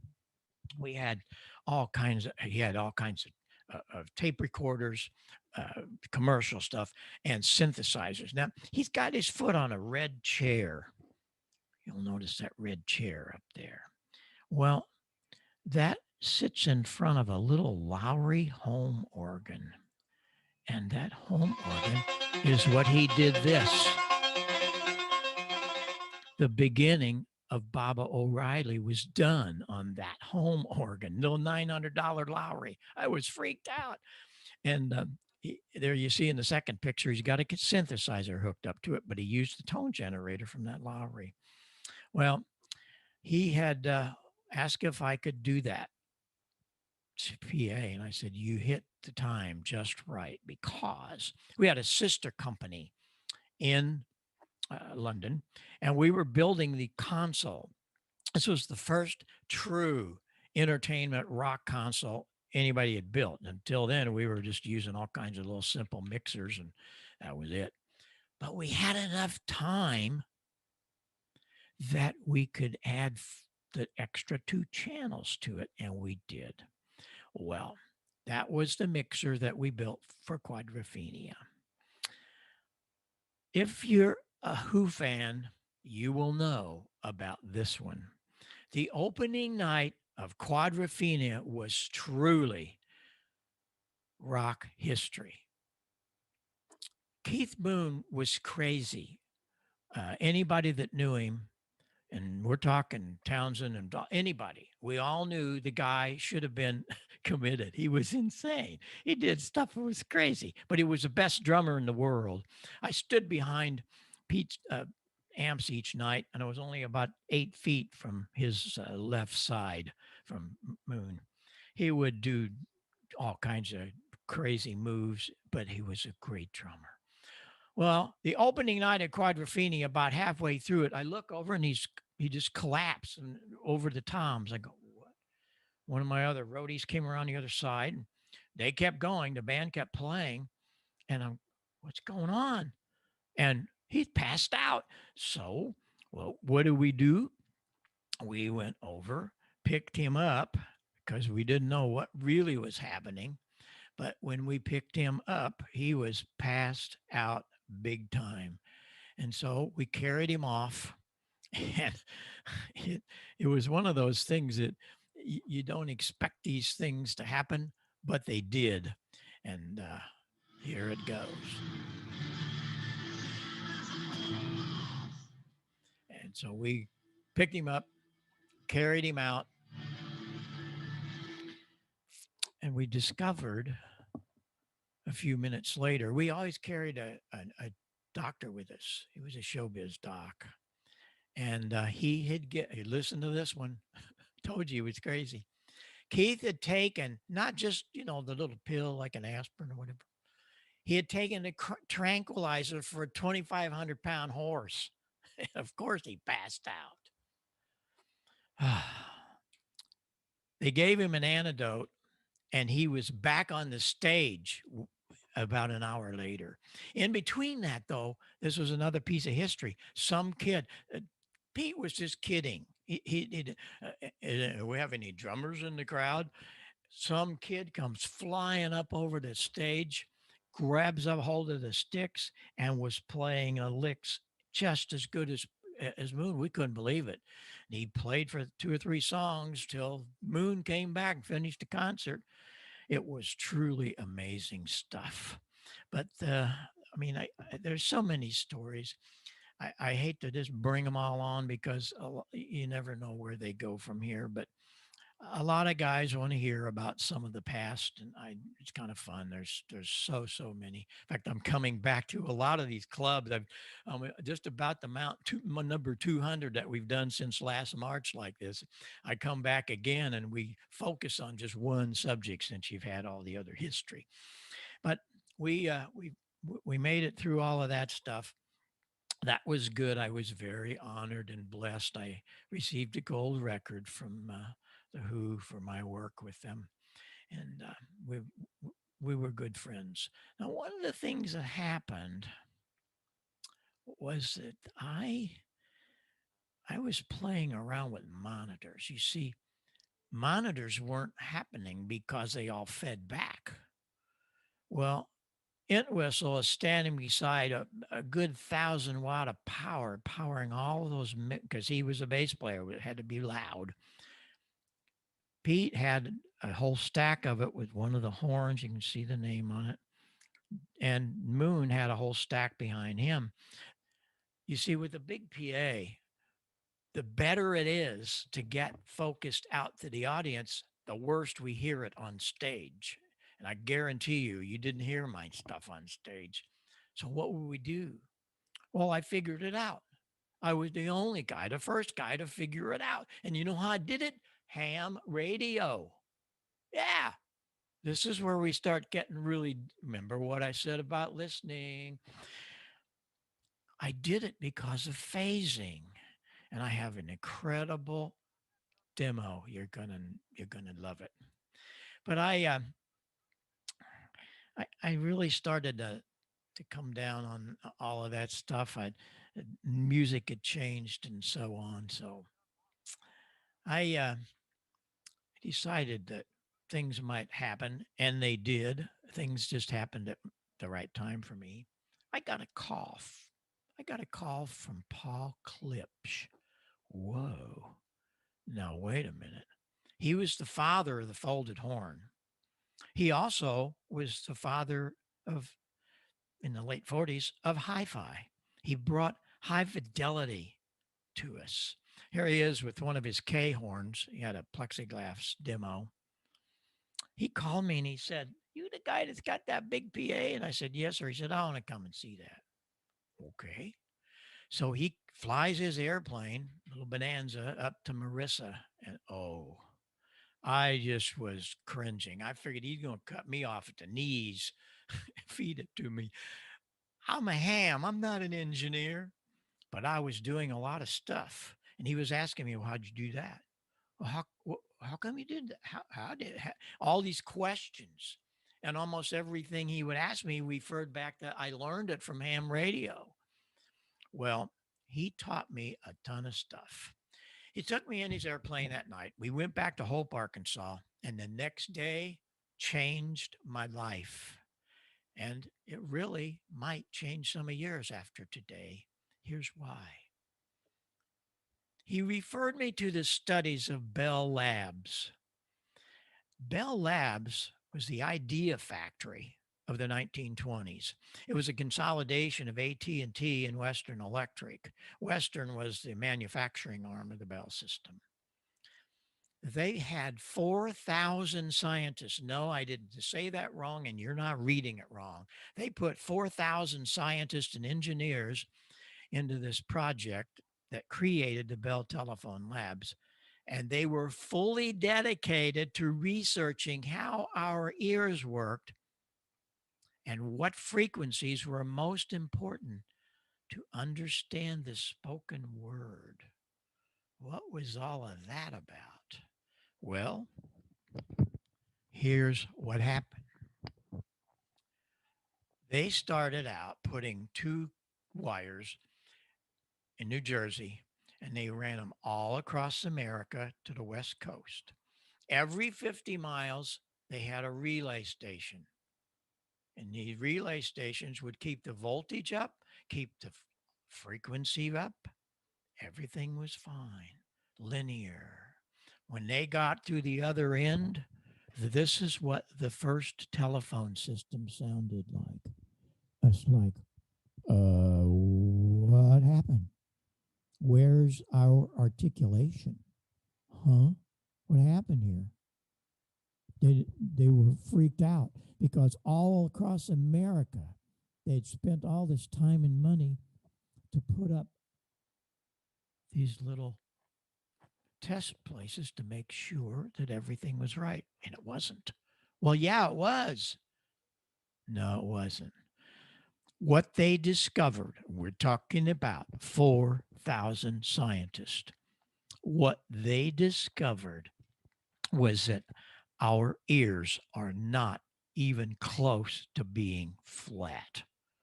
And yet you hear people talk about, oh, you got to have, flat response, everything. No. Then they discovered out the big one. We do not hear flat, and here's why. The human ear looks like a ride at Disneyland. It's not even close to being flat. Took 4,000 people to figure it out. Dr. Munson, Dr. Fletcher. I'm going to look it up. Great study. Notice at the top, over 100 dB, it's almost flat. Well, that's why kids like to listen to music real loud, because up at that level, it's pretty flat. They can hear all the cymbals, the mid-range vocals, the bass. And what they discovered is the most important thing you will learn today. And I do not want you to forget it because it's going to be a recurring situation. All of those scientists discovered that our ears aren't flat and they need to have a rise at 2.5K to understand the human spoken word. Without 2.5 being, as anybody would think, flat, no. Now that we know the results, it lacks articulation. Here it is. Check it out. I'm going to only turn one knob down. I'm going to turn the mid-range, which is at 2.5. I'm going to remove 2.5. Listen what happens. I didn't touch anything else. I didn't turn up the bass. I didn't turn down I turned down, took it out. This is a parametric equalizer. And that mid allows me to be the engineer, and I took out 2.5. Now I'm going to bring it back. Here comes 2.5, and you will very quickly know when I hit the sweet spot. I'm just rotating it, and the minute I hit 2.5, you're going, whoa, yes, I'll do it again. I just took it out. Now we're going to come back. There's 400 cycles. There's 1,000. There's 1,200. There's 1,500. Here comes 2. But the minute I hit 2.5, it's magic. Articulation is golden. And so that is what we need to take home with us. One of the biggest problems is that our ham radios nowhere came out flat. What you need to do is you need to roll off everything under 100 hertz. That's useless stuff. And you're going to say, oh, yeah, but then I could be like a DJ. Well, you go be a DJ, but not on ham radio. Now I'm going to turn up just one control. I'm going to turn up the bass control. So all these guys that like to do boomies, listen what it does to the most important thing, 2.5K. I'm only turning up the bass. And when I do, 2.5 went away. No, it didn't. It's still there. It's just being covered up by bass. There it goes. I took it away and it's back. That's just one control doing all that. The bass is not necessary. Now, there's a nice sweet balance you can do, and you want to do that. But you want to really make sure that you pay attention to that mid-range. Well, I had been doing a lot of things in the plant. We'd been building mixers. I had 35 people working in the plant, building speakers and power amps and all that. Heil Sound was the company in the 70s and part of the 80s for any kind of rock and roll sound systems, churches, schools, arenas. And we were doing all this stuff. My brother-in-law had the wood shop. We had our own fiberglass, building all these wonderful things. And again, I'm not an engineer, but I learned it all from ham radio. And then we were building a lot of arena festivals. We were called by festivals.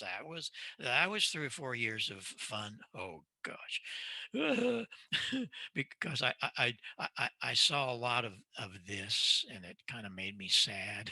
But there again, I wrote a book called The Practical Guide for Concert Sound. I wrote a book that everybody could understand, because the books in those days, and still today, they're written by engineers. And my gosh, you got to be a 3rd-degree engineer to understand them. And I have helped many, many, many, many guys become sound engineers because of that book. And I learned it from just Paul Klipsch and people like that they would help me. And I also did one of those for ham radio. If you don't have this book, get it. If you're teaching any courses in your classroom courses, they need it. It's a handbook that you can understand. Many of the things in there are 60, 70 years old. Stuff we need to know. The books today, I'm sorry, the Awrl handbooks, all that. My God, you got to be an engineer. We don't want to be an engineer. We're just a ham. And I wrote the book for it. If you, as I said, you need to do some of this. We sell thousands of these books. A lot of them goes to clubs and things. And I'm so happy. I get so many reports from guys. Thank you. And so those are the things that really got me going. I could spend the next 2 hours on other kinds of subjects. I'm going to take you very quickly because everybody asked me, because I want to get to all of this other thing of articulation and so on. I got some great demos, but I'm going to run you through this quickly. Joe Walsh and I have been friends from the James Gang days. My goodness, that's when we met, late 60s. We did the first tour for them, and we knew we were going to do well because we figured out we were hams. But he came to me in 72. He said, I'm going to do a little solo act here, and I need help because I use this little box thing in Nashville that Bill and Dottie West, steel guitar players, had given him that was in the studio to use, and he did Rocky Mountain Way with it. It was a little 3-inch speaker and a hose, early talk box, but it wasn't known by then yet. So Joe and I put together the first commercial high-powered talk box that had a 250 watt driver in it. And so two hams, we created that. Well, there was another thing going on right after that. We did almost every show that Humble Pie did in America. And Peter Frampton came over here as one of the guitarists. He was only 17 then. But the management pulled him out and made a solo act out of him. And they called me one day and said, we're taking out Pretty Boy. So you make him sound good. I said, what are you talking about? We're taking Frampton out. Make him sound good. The girls are going to love him. Okay. Well, he had met up on the road with a little gal. Her name was Penny McCall. And a lot of guys met up with American gals. Yeah. They were married. Penny, she was married in my home in Marissa. Those are the kind of things that went on. And one day she called me and says, I need a Christmas present for Peter. Don't send him a guitar. He's got a lot of them. What did I send her? Of course I did. I sent her a talk box. I mean, what else? I also sent one to Richie Sambori. And it was one of those things that you don't plan on these things. They just happen. And the Peter's talk box, of course, really happened. You know what happened there. All right.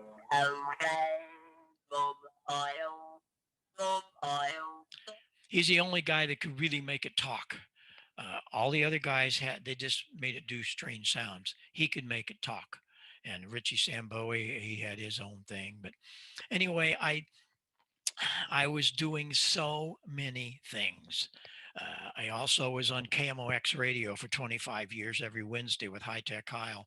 In those days, 70s and 80s, CBS would send me to the Consumer Electronic and NAB shows, and I'd bring back new gadgets because there were a lot.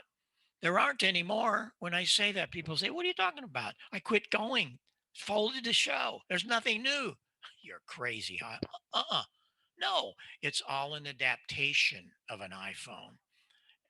It's an all adaptation of a computer. There's no significant move for high-tech toys. So I said, forget it. And away we went. But during that show, I was in the satellite business, put in thousands of C-band, but I was contracted by the Hubbard family in 1991. They wanted to do some experiments, and they sent me a little 2-foot dish. They had put up the first K-band satellite, and they could pick the arc. So they put that baby dead south so they could cover east and west coast. It became DirecTV. And they would send me shots, and I would report back to them, good, bad, and different of the directions and so on, the signal I would get. I also was on television during those years, local ABC. I also was on KSD, the NBC station here, doing high-tech toys. It was quite a deal in St. Louis area. But in 1994, I was at the Consumer Electronics Show, and I made the announcement to the world on ABC television, it's here. And up came, of course, DirecTV. And the RCA president of DirecTV, he came to our place, and he and I put the first DirecTV in a home. That's also our plant. That's the front of our plant even today. The inflatables aren't there. But everything went crazy. I did a thing with Ray Dolby, and he had given me his prototype of the Pro Logic, and we were using that because I was in the home theater business big time. We're talking about not just a couple speakers. We're talking about that room is $300,000, high definition television in 1986, and things like that. I also got into designing rooms. Some lady brought me a picture. Can you do anything with this? I said, sure, I can. And that's what we did with it. Back behind that curtain was that. Another one was, hey, what do you do with that room? We did that, so on and so forth. I finally said, Heil, you're nuts. Let's go back to radio. And so I did. 1976, I got an advanced class license. I was on a tour thing in Atlanta. And I got back into it.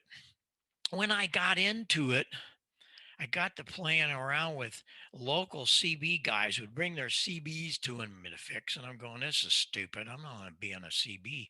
But I looked at some of that, and I could take a high gain CB radio, and I was the father of 10 meter FM.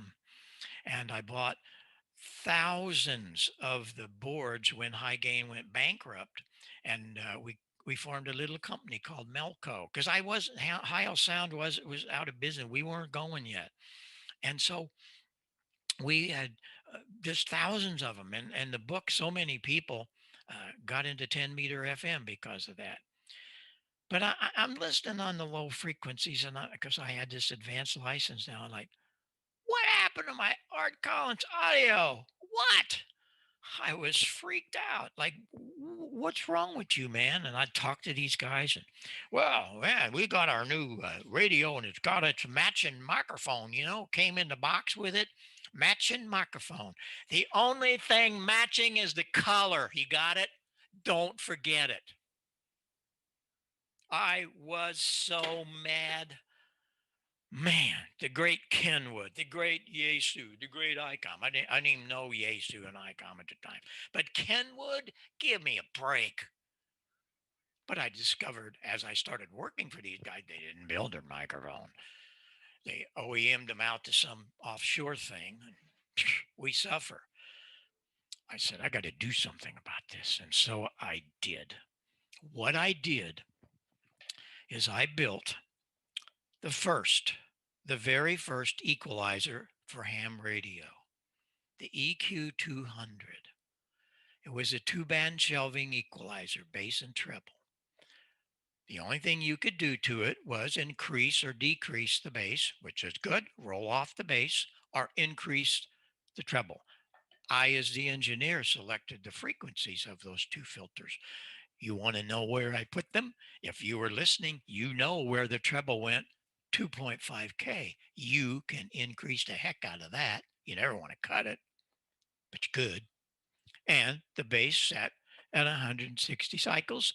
I can roll off all that bass, and it made a microphone sound pleasant, at least articulate. That's the key word of everything I do today. So I wrote an article, and I sent it to QST. I was really honored and very surprised. It became the lead article, July 1982, and it got the cover award. I didn't even know what the cover award was. But now we had a new happening in amateur radio. We could adjust our transmitters for equalization, but a lot of people didn't know how to adjust mic gain even. You do that by watching the ALC meter. You set the bandwidth. If you're going to do contesting, you're going to narrow that baby up. I don't use much compression. If you have good articulation, you don't need it.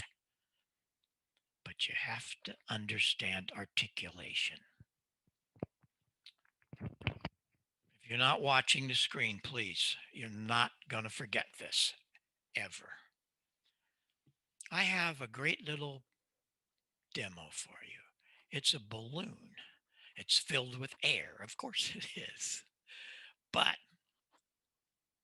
if this was RF in here, and this is exactly what happens. Exactly. I couldn't do it any better, so that when you went home, you're going to understand your radio a whole lot better. You set bandwidth. You're going to set it to 2.1. Here it's set at 2.9. Everybody's nice and flat so far. But we're going to do some little movements, and we're going to do some contesting.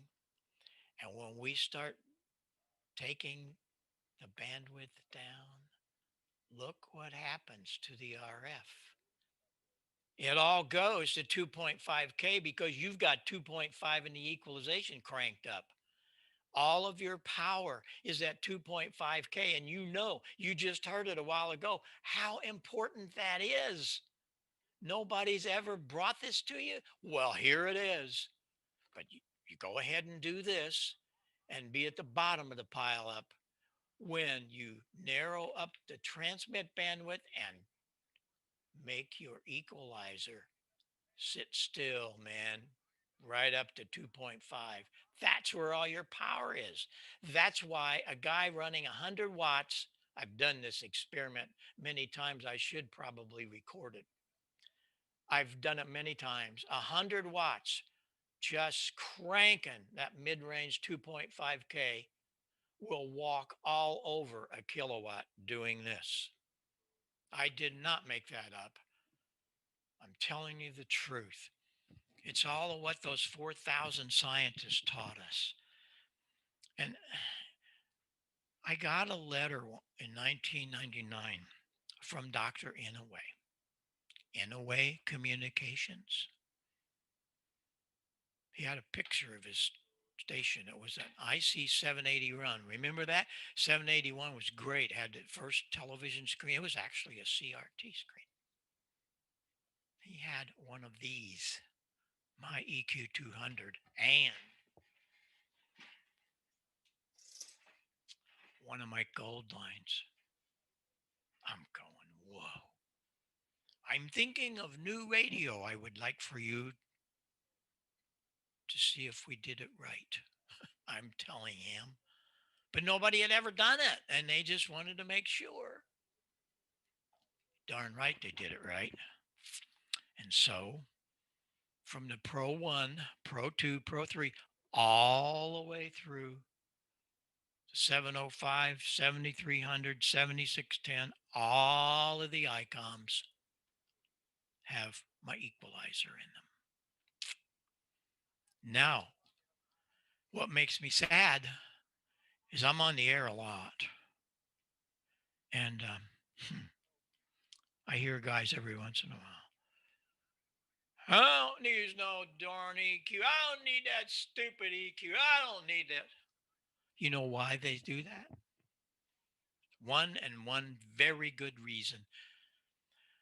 They don't know where to set it. They're embarrassed because nobody's ever told them. The books that come with the radios on this subject is terrible. All they want to focus it on is sensitivity, selectivity. Okay, I'll give you all that.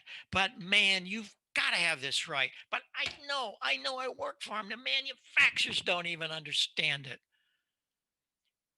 Therefore, Dr. Inouye was smart enough to know.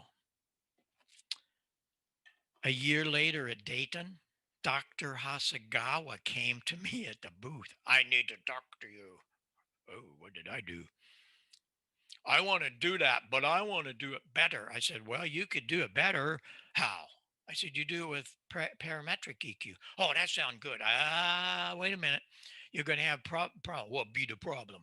Education. What do you mean education? Well, with the two-band, I selected the frequencies. All you can do is notch or boost it. That's it. It's easy.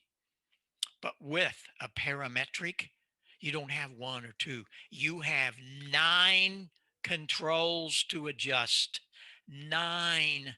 Talk about people getting freaked out. Oh, well, I'll just go to their book. We'll do it. Yeah. Oh, they're all a bunch of little, I don't even understand those graphs. And I designed the darn thing.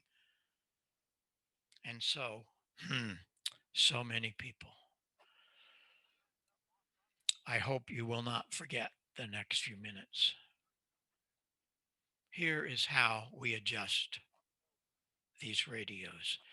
The very, very first thing you do is adjust the transmitter bandwidth. And for ragchew, I call it ragchew, just normal conversation, you're going to set it at 100 on the bottom and 2900 on the top. Then you're going to go into the equalizer, and these are all easy to find. You do a -2. We're going to roll off 160 hertz, everything below it. You heard what happened when we do that. And you're going to +3 of the treble because it's at, where is it? Where is it? You know where it is, 2.5K. Of course it is. And here's what I'm talking about. We're going to set my equalizer absolutely flat. That's the way you sound on your radio if you don't do anything. But we want articulation. So the first thing we're going to do is roll off about 2 or 3 dB of bass. Okay, that got a little better. But now we're going to turn the old treble up. Here she goes. And as I said a while ago, and you heard it, when I hit 2.5K, you just know when I roll by that spot, because this is parametric. I can take it where I want. I'll do that again. There it is at about 1500. Yeah, we're going to come down. There's 2K, but there's just something magic about 2.5K. And I do believe that you can understand why I'm so adamant about this subject, because we all need it and few want to know about it. We all have to know about it. Then you have the DX, the contest guys. What do you do there? Well, the first thing you do is you set the transmit to 500 on the low end, 2500 on the top end for the bandwidth. That's the first thing you do. You do that with any transmitter. You don't touch anything until you find the transmitter bandwidth and set it, depending on what kind of work you're going to do. Then you go up to the base and you take everything you have out and you plug in everything you have on the treble, and you have this great contest. Oh, it's terrible sounding. It's not hi-fi. I don't want it to be. Why don't I want it to be? Because I want to be on top at 2.5K. And that is how you're going to get there. I've rolled off the low end, I've rolled off the tops, and I've punched the equalizer up. Well, it's pretty simple to understand. This isn't some kind of play toy. This isn't something to make you laugh or smile. It's really damn serious. It is the answer to making you sound good or bad. And it depends on what you're doing. Yes, I'm the first guy to tell you that contest audio is terrible. I don't want it to be good because I want it to be 2.5K and nothing else, because that's what we need. 4,000 scientists can't be wrong. Think about it. The other ICOMs, a lot of them look like this in the earlier days. And it's the same deal, -2, -3, take the bandwidth down, so on. We were commissioned by Dr. Inouye to build a microphone for it. See, these companies don't build their own microphone. Come on, wake up. And we did. And if you have an ICOM, spend $100. You will never, never be unhappy. It really is the sparkle to all ICOMs. You see, ICOMs have a very low gain preamp. From the very first one back in the 60s, the 701 didn't even have a preamp. The preamp was in a microphone. That was kind of silly. The 730 came out, 15 dB down, 740. Finally, I convinced him. That's about the time I started working with him. They brought the gain up a little bit on the 735. Then came our working together, and he raised it a little more, but not equal to Kenwood, Yaesu, and all the others. So you have a low gain preamp. A dynamic microphone will not work well on an ICOM. You can make it work, but you got to really play with it. Mic gain almost wide open, a tad of compression because that will give you a little bit of preamp gain. You might be able to be okay. But you plug in the ICM, it almost spells ICOM, right? It has its attached cable with its own connector. It won't work on a Kenwood. It won't work on anything but ICOM. Let's move on to the Yaesu. Here we go, buddies. You have 9 controls. And I will guarantee you if we took a test of all the owners, the majority will be in the default mode. After the next few minutes, they will not be, because if I had a 10-year-old child standing here, I could teach them. They don't even have to know anything about radio. I'm going to teach you how to do it, and you'll never forget it. We don't need a book. There are 9 controls, actually 10. The 10th one is the transmitter bandwidth, and you want to do that first. Because if you don't do that, then the equalization might go to heck. It depends on where that is. So you set it. 150 on the low end, 2900 on the top end. Okay, there's our parameters right there. Now, what are we going to do by those 9 controls? There are 3 filters. 1, 2, 3. 3 filters.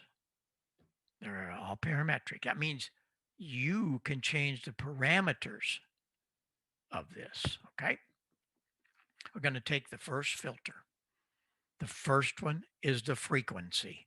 We're going to set it at 200 or 160, somewhere in the low end, right? Let's do it 100. Let's do it at 200. The next control is the level, plus or minus what? Hey, I minus mine usually down about -4 or -5, -3. You have to listen to yourself in the monitor with the headphones. Better off a second receiver with headphones, but listen to yourself. You can hear when you want it to be the sweet spot. What's the third button? Width, not transmitter bandwidth, but the width of that audio filter, the octave. So if you set it at 200 and you set it the octave at 2, you only have 1, 2, or 3. This isn't a big deal, by the way. I usually set it at 2 octaves. That means that 200 will reach out 2 octaves. And so instead of it being sharp, it's a little broader. What do you do with the second filter? See, these are the problems, though. What frequency is that going to be? There's something that goes on with audio. I don't care what it is. It's at around 900 or 1,000 cycles. It's boxy sounding. Do this. Just put that up against your ears. Do that. You hear that boxy sound? We want to get rid of that. So you go to 900 to 1,200, somewhere in there. I set it at 900. We're going to minus it 3 or 4 dB to roll that down, and 2 octaves. The third filter, you already know where it's going. 2.5K plus 8 and 3 octaves wide. It could be 2. And so it's very simple. You have all those things. What's this? Frequency level width, frequency level width, frequency level width. Was that hard? No. One thing about the Yaesus, you'll notice all the way on the left column, it's hard to read in this screenshot I did. Those are assignment numbers. 101, 102, 103, 104, so on, so on, so on. And they differ. Now listen up. They differ on every radio, but the filters do not differ. You have a brand new 101, it'll have all different numbers than a 5,000 or a 9,000. You don't care about those numbers. You only care about frequency level width, frequency level width, frequency level width. How simple is that? And now you have some gorgeous audio. You have to adjust the microphone gain. That's another thing I got. from Yaesu, and I was so pleased with the 9000. The 9000 to me is just the greatest transceiver ever because it's got everything right. They did it right. I have always wanted the transmitters. I don't care who made them. I want them all to have a 3-pin XLR. Why do I want that? Because that's balanced audio. It's a plus and a minus and ground. Why do you want balance line? Because if any kind of noise, RF or anything gets on that lead, it cancels. What are you talking about? What do you mean? Here's another crowning moment that you will not forget. I love doing this. I'm going to unplug the microphone.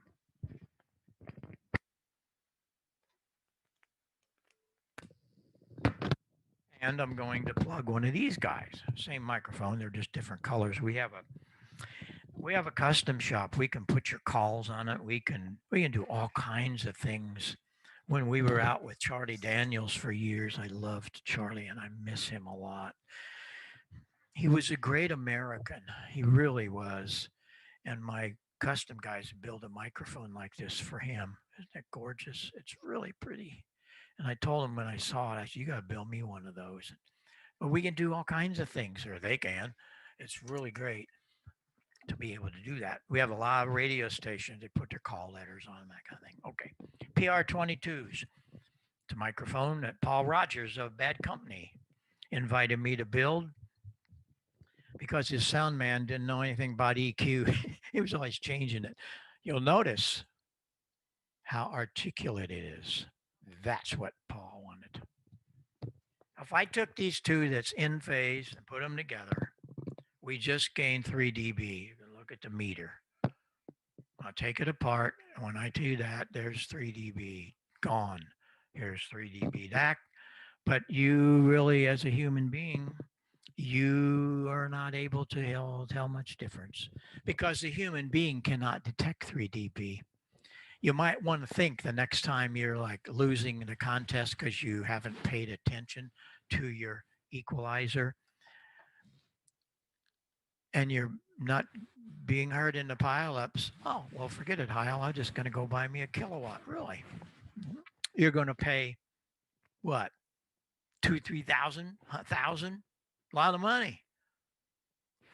You're going to gain 3 dB if you double your power. Is that worth that 3 dB? Nope. You're wasting your money. You can get 10 dB out of this. Trust me. That's just a little side note I do. Okay, here's why I'm really here. I'm going to unplug this guy.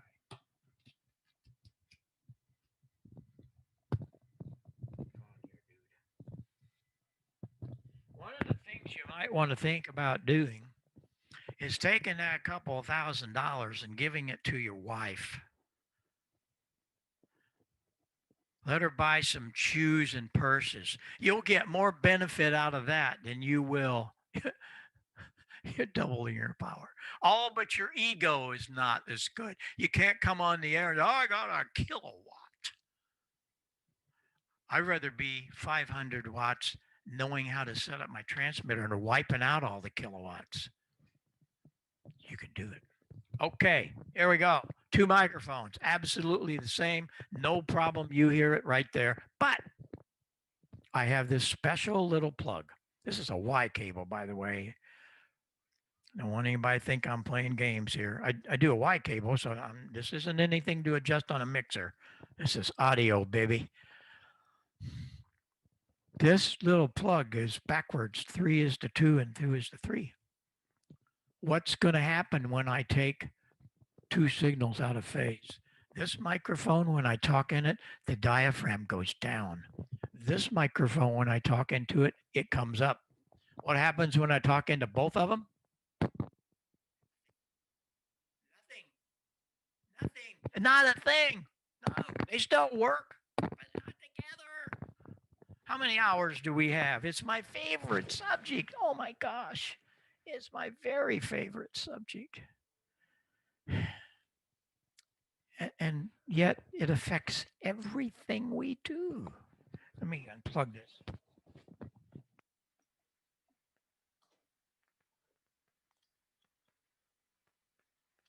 I don't hear much about it. I don't read much about it. My God, come on, guys. There's so much we can do by understanding how all of this science works. But it's not in the handbooks. Nobody's talking. They don't even show you or tell you how to address a microphone. What are you talking about, Heil? Because I hear a lot of them out there. They get a desk stand and they put it way down here. Oh my gosh, isn't that cool? No. Well, Heil, I just turn up the gain. Do you? Okay, let's turn up the gain. Sound like I'm in a roller rink. Are you happy with that? Well, Bill said I sound just fine. All this echo on me. Well, let me let you on a little secret. You don't sound fine. Again, those 4,000 scientists, you read through some of their stuff, you never want to be more than 2 inches from a microphone, ever. Okay? Never. Now, when I designed my microphones, thanks to Joe Walsh, it was his idea for me to do this. I like to talk off to the side of it a little bit because I don't have any plosives. But our microphones are omni on the front. I can move them fully around, left to right, and they stay with me. The minute I get behind them, it's gone. Only because of phasing. And it's just something that I don't understand. I'm not an engineer, I'm a ham. But I learned all of this from listening, remember? My days in the pipe organ chambers. Oh, I'm still doing some of that. Yeah, got one sitting right in front of me. Phasing is amazing. Joe Walsh said to me, we had a home in California for a few years back in around 2005 and 6. I went there to help Joe and do some things in the studios.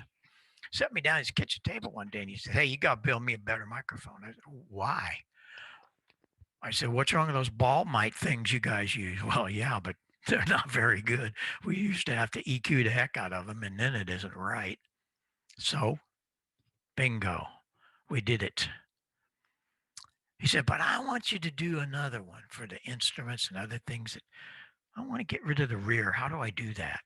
So the PR40 came aboard. The PR40 has really, really taken over the broadcast and the podcast industry. Here's why. It's omni on the front. I can move it totally around so you don't have to be just sitting right here. Watch the screen. This is another important moment. When I talk in the back, it's going to be 40 dB down. No other microphone on the planet does this. Here it goes. Oh, it still works. Yeah, it's working, but it's 40 dB down. How in the world did I do that? I'm just a ham. What's wrong with all these big companies? Theirs don't do it. Do they not know? I don't know.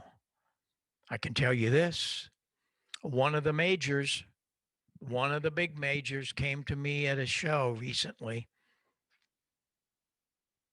Bob Shoeline, I'll name him. He's become a good friend. How did you do that? We tried that and failed.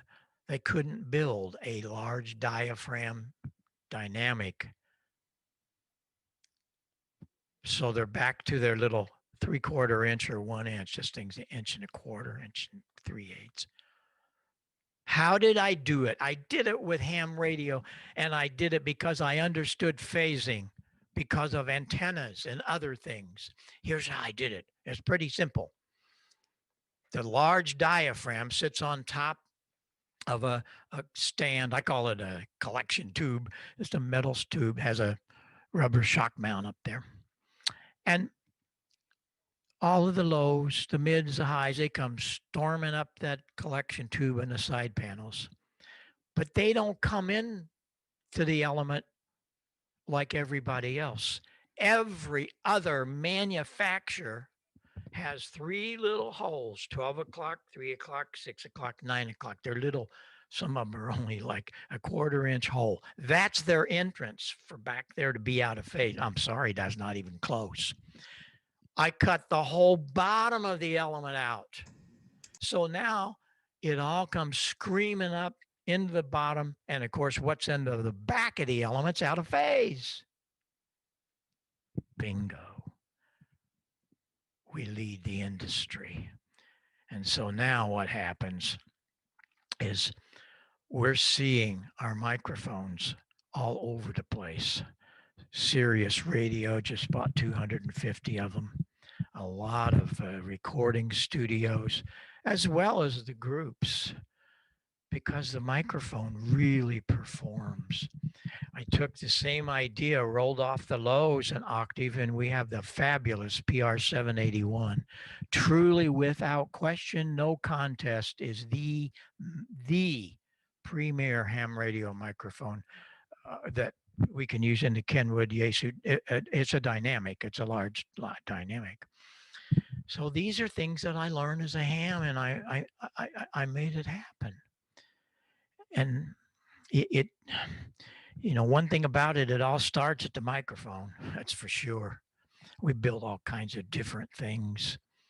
We build a capsule for the top of a wireless microphone. Kind of an interesting, see that gold mic on the bottom?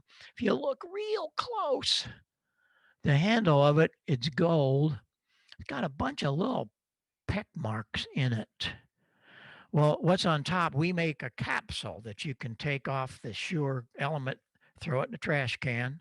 That's where it deserves to be. And screw on our PR35. We call it RC35. It's a replacement capsule.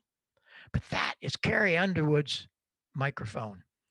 We did their stuff for years. And one night when she came off the stage, she laid it down and I looked at it. Wait a minute. I took a picture of it. You know what those were? She wears great big rings and she's a tapper. We had to put exceptional shock mounts in it, in the microphone, but you can see where she really tapped it and punched out a bunch of gold. It's a true story. You can't make this stuff up. And those ones that light up, I did those for ZZ Top. The one in the middle with the red, Joe said to me one day, you need to make me a microphone that looks like a front end of a 48 Pontiac. So I did. And when I did it, why, the fin, I said, you know what, it'd be fun. Because a lot of the stuff I just built for 1 or 2 people, and I didn't know it was going to become a great hit. And so we did the fin, lit it up with some either blue or red LEDs. And you saw an earlier picture with ZZ Top. And just a whole array of things that we're building today. It's all because of ham radio. And these guys and gals have discovered them. Keith Urban discovered more than the microphone. We went to a sound check one time in California, and Sarah was with me. She was over by the monitor mixer. He and I were out in the middle of the room talking about monitors or whatever. And he looks over and he says, "That's your wife?" I said, "Yeah." "Oh, just a minute." He goes over there and gives her a great hug. I said to him, "Huh, you still love redheads, huh?" Because he married a redhead, if you don't know that. Okay. Hey, if you don't have fun, don't do it. Of course, we're doing the microphones for, I'm sure a lot of you guys know Tim Allen's show. We're so happy with that. And I'm the reason that there's ham radio on that show, because John came to me, the producer, who wanted to do something about ham radio, and we set all that up with ICOM and all the different manufacturers. And it was, you know, all of this stuff is because somebody asked me to do it. And then comes the biggie, this guy. Well, let me change this.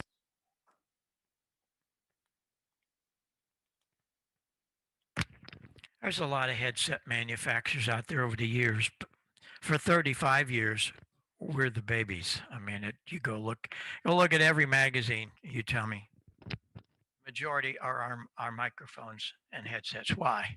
Because I listen to you and you tell me what you want and we build it. Other people build it saying, "Boy, I did something really cool here. Here, take this." No, no, no, no, no, no. And I saw a thing happening after all the many years that we were building. You go look around for 35 years, the pictures you see in magazines, yeah, they had pro sets, pro set elites, on and on and on. Well, I saw this happening with a couple of companies trying to cover the David Clark. Sorry, they were race car driver dudes or aircraft. No, they weren't into audio, and their stuff does not sound good and it doesn't work well. The DXpedition people, I know most of them well, and they said, you need to do what you did in 1985 again. Well, do you know what happened in 1985? It was pretty much history. Southern California DX Club was going to take a trip to Clipperton.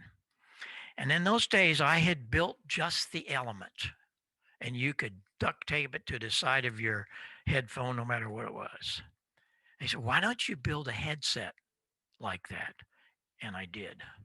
We built just a couple of dozen prototypes, and they went to Clipperton and became extremely popular. I don't know how many tens of thousands of these are sold, but they're out there.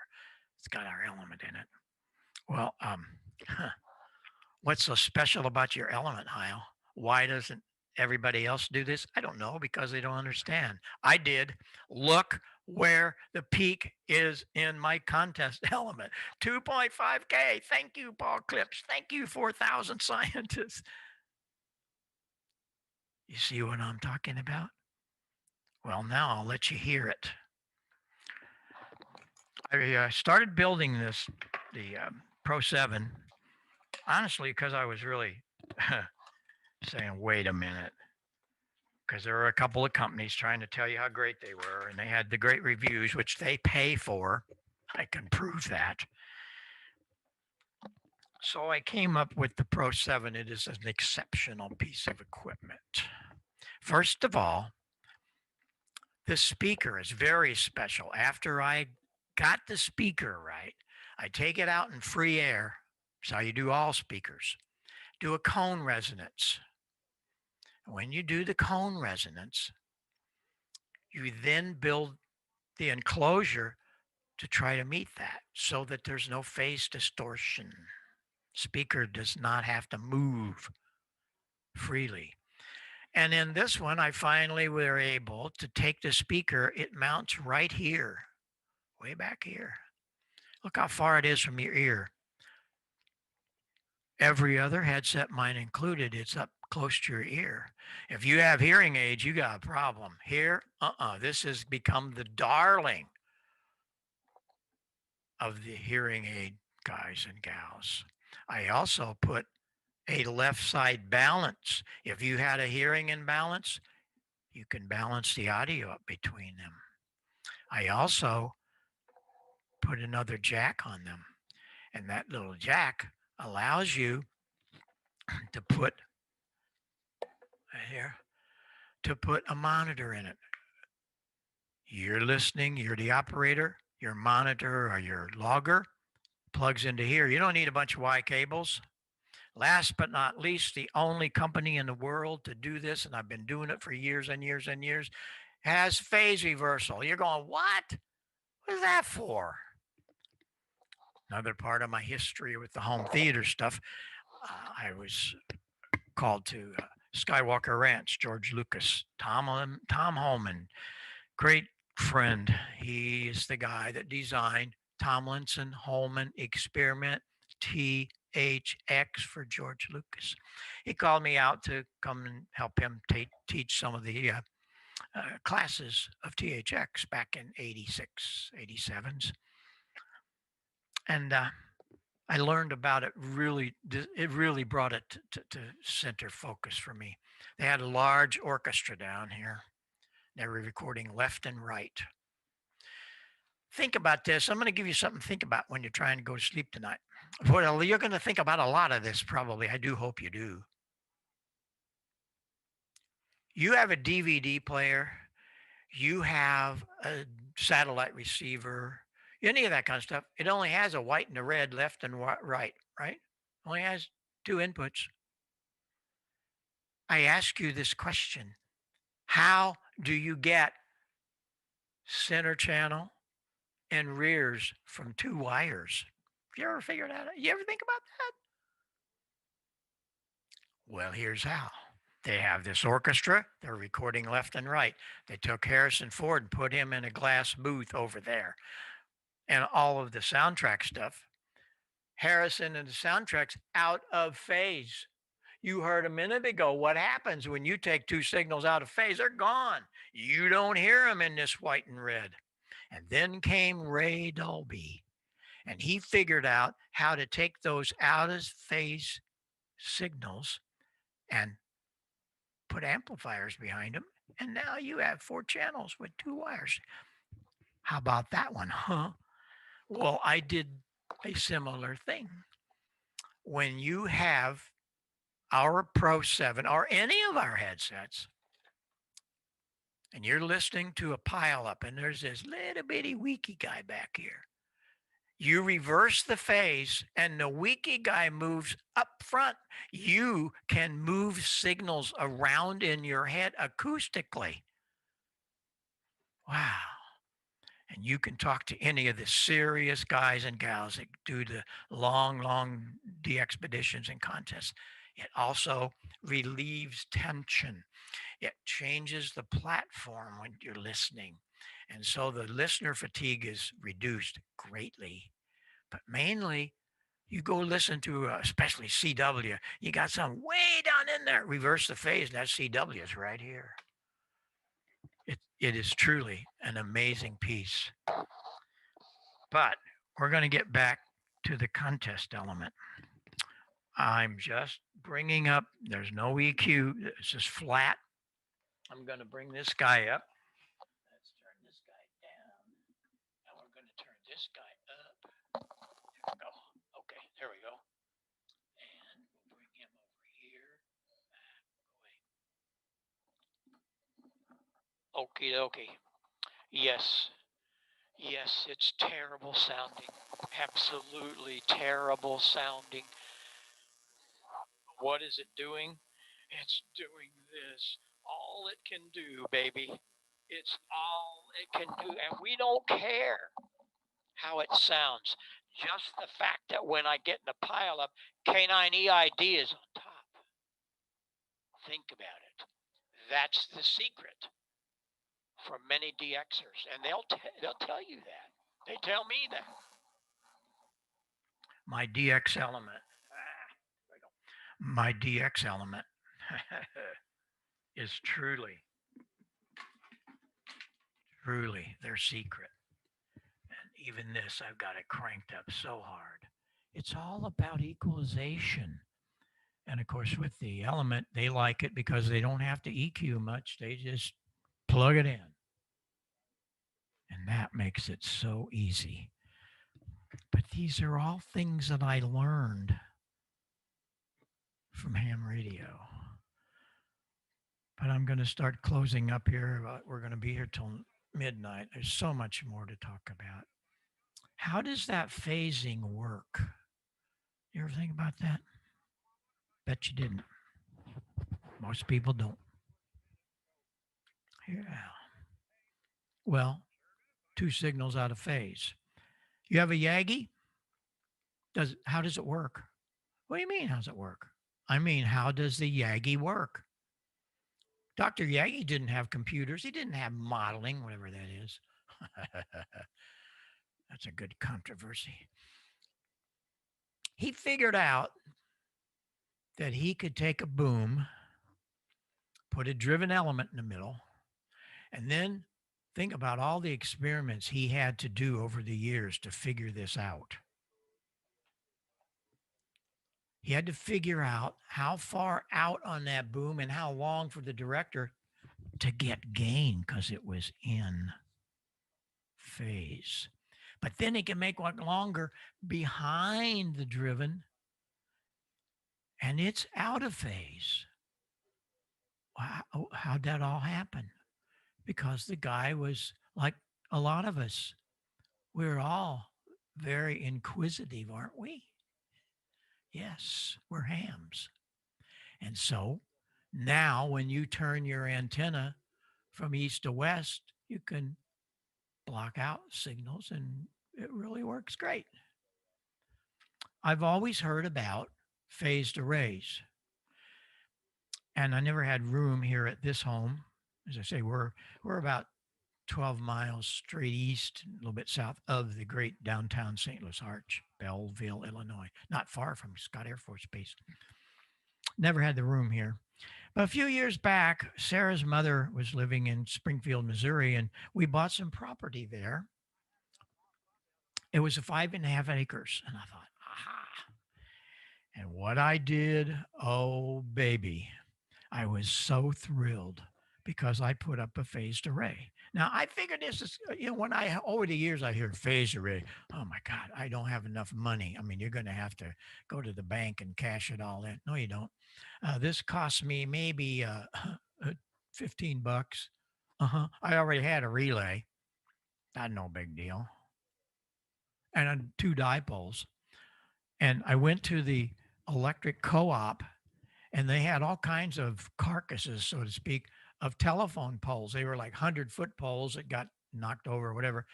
And so I needed a 60-footer. They gave them to me. I had a guy that had a drill. He came and helped me, a farmer. Bungo, we got 2 65-foot poles, 65 foot apart. That's the key. Harmonically. Remember, I learned that years ago. Harmonics. Gosh. Well, here's what happened. This is very cool, and I think you will learn a lot. We have just completed the installation of a 75-meter phased array antenna system, consisting of a pair of coaxial dipoles mounted atop a pair of 55-foot telephone poles. We put them in an inverted V fashion, and the poles are 64 foot apart. These are 500 foot from the operating position, fed with RG213. In order to make the antennas directly from east to west, we use a delay line of 43 foot here on 75 meters that's switched in and out of the driven element, either east or west. The downlead length is 126 foot. We take all of that coax, the downlead length, the 43 foot phasing delay line, and mounted them in a container, one of the plastic container boxes that we actually buried, and just the top of it shows. It's all sealed, so it's waterproof. But that's the way we get to switch all the components from 500 foot using one of the Amatron RCS 8V remote switches. It really works well. Take a listen to how we can get at least 10 to 20 dB difference east to west. Like a lot of people do. Mine's usually 3 inches or so. That's just after you done mow it. And I know, probably, we get a dry day. I'm going to have to lay out there and mow. That's just all there is to it because, if you leave it that high, when it starts growing in it all, it gets looking ragged pretty quick. So it's to that point now, and the system really performs on weak signals. Take a listen as we switch to the direction they're coming from. Also note the preamplifier makes no difference on 75 meters on this signal. The preamp will, of course, make the meter read higher, but in many cases, the preamplifier does not cause the weak signal to be more readable. Check it out. yeah, well, I see they introduced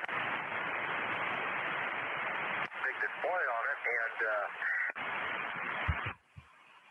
don't know if that is their form of portable, or what that is. Your wire that hooked up to your computer. Pretty much tells the story. One thing that I didn't like, and I don't like, and I despise are rotary switches. So what I did to that, the Maritron switch, I only used one of them. There's 35 relays in what's behind me here. And I switch them all using Les Paul guitar switches. I get them at Antique Electronic Supply. If you've never been to Antique Electronic Supply in Mesa, Arizona, please go there. They have so many cool things. And so I made a panel, and it was very easy then to switch east and west for the 75 or the 40 meter. I also then had it so that it changed the regular antennas, and the colored ones, those switches, that selects the various transmitters, and you can see that behind me here. But the thing works so good. I put it up so I could talk to my buddies on the West Coast on AM, and it worked. It was really good because I could get a good 10, 12, sometimes 15 dB front to back. And that was enough to make things happen. So I was very happy with all of that. And I was able to do many, many other things as far as where that signal lies. But don't be afraid.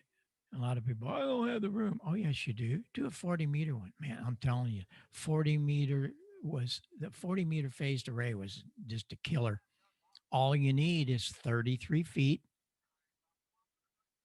high and wide. That's not a big deal.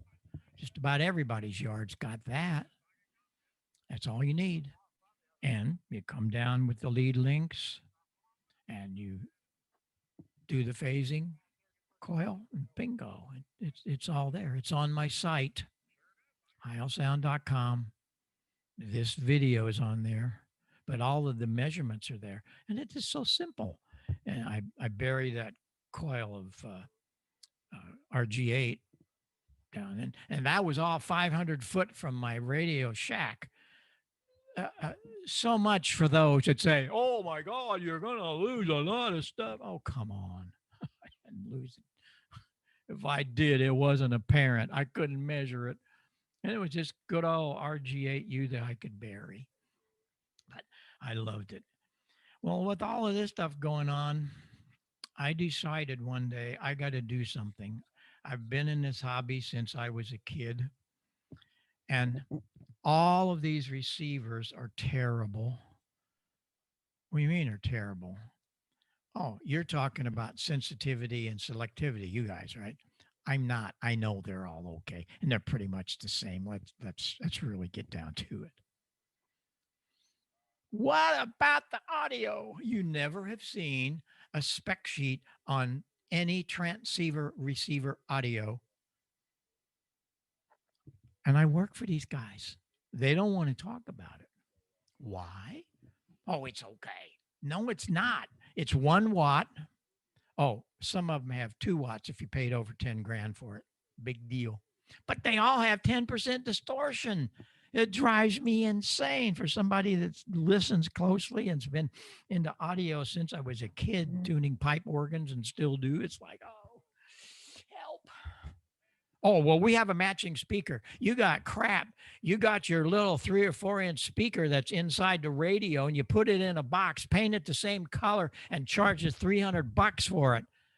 You think I'm lying? I know I work for these guys, and I can't get them off dead center. So I said, I'm going to do this. And I did. It is the most amazing accessory that I can find in amateur radio. Not because I built it, it's why I built it. We've got to think about the receiver. All we want to talk about is the transmitter. We need to lower distortion desperately. Listener fatigue is terrible in these things, and we have to be able to tailor the audio, and not just bass and treble. We need to have parametric mids, because that's where all of it happens. So I set the low at 160 hertz. There are 3 filters in this thing. Yes, you can plus or minus it. As you notice, it's up there around 15 dB, the red mark, but you can bring it 15 below, wherever you want.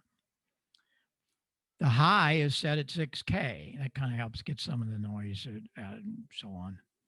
But all important is the mids. You can move that baby around from 400 to 4K. And just like I did with the microphone, when you hit 2.5K, the magic light comes on in your ears. And it really, really plays.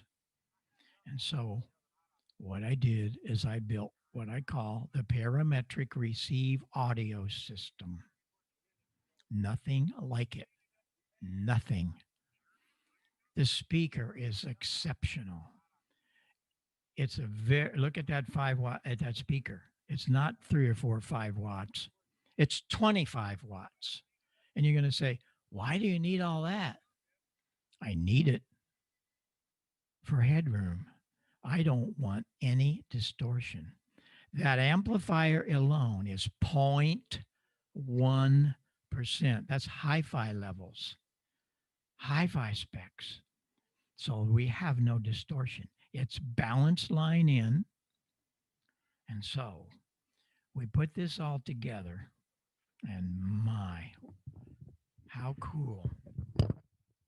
I have another wonderful demonstration for you. Again, we'll get this all lined up. If you don't have one of these, you will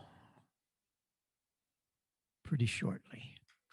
If you have hearing aids, if you are a little bit hard of hearing, all of this is like, this is a revolution because there's nothing like it. Oh, there's some little DSP. I don't want any DSP. I hate it. I want analog. You're looking at an analog guy in a digital world. I don't want to hear about your darn stupid DSP because I can do so much more analog, so much more. Here we go. I have a recording. I did it on the recorder, on the Audacity and the computer.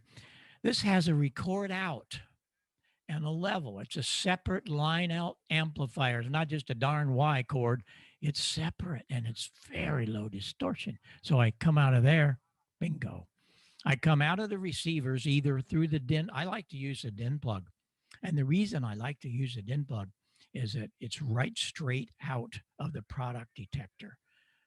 You can use the speaker out, but you have to make sure you use it at a very low level because it won't be distorted down there. When it starts driving its speaker, that's when distortion happens. And you plug that baby into here, and here's what you get. There's the way you hear him.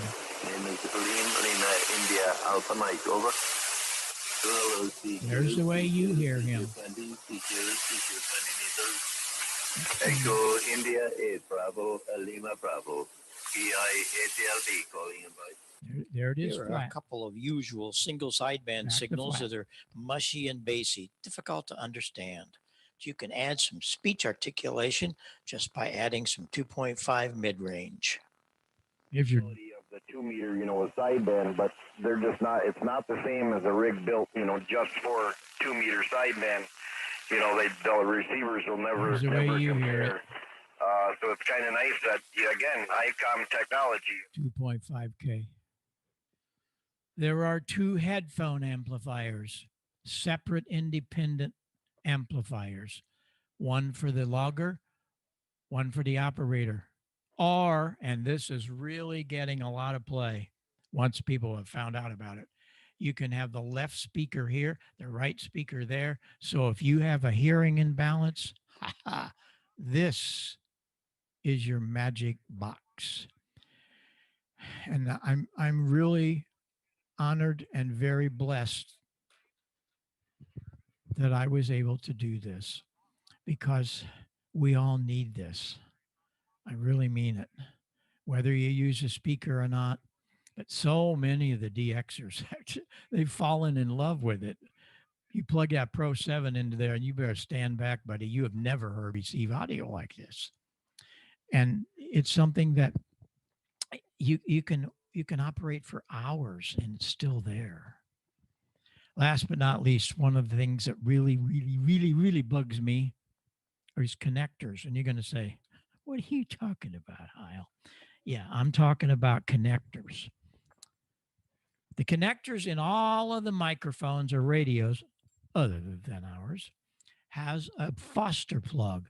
The Foster plug comes from the CB world of 1960s.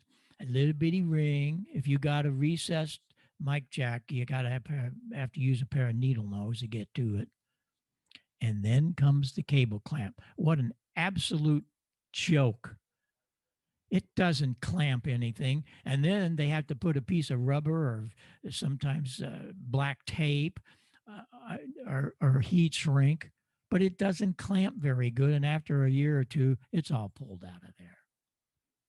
The wire in all of your matching microphones is 26 gauge. Well, I decided to do something about it. And so I did. I contacted Foster, the people that have the patent on that plug, and they gave me the permission to do it right. You'll notice the ring on that plug is huge. You don't need needle nose. And the cable clamp, there are two of them. A small sized one for the push to talk line.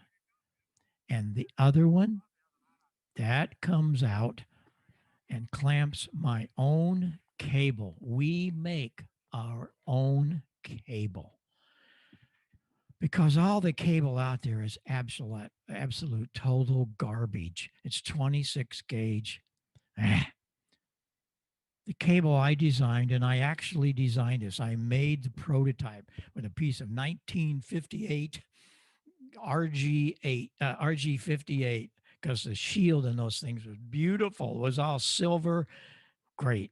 And I shoved some 18 gauge wire down through it. I made a little 4-inch sections as a sample for us to have this made. We've been building tens of thousands of feet of this for years now. That's 18 gauge. And it's dual. Why? Because most all of our microphones are balanced.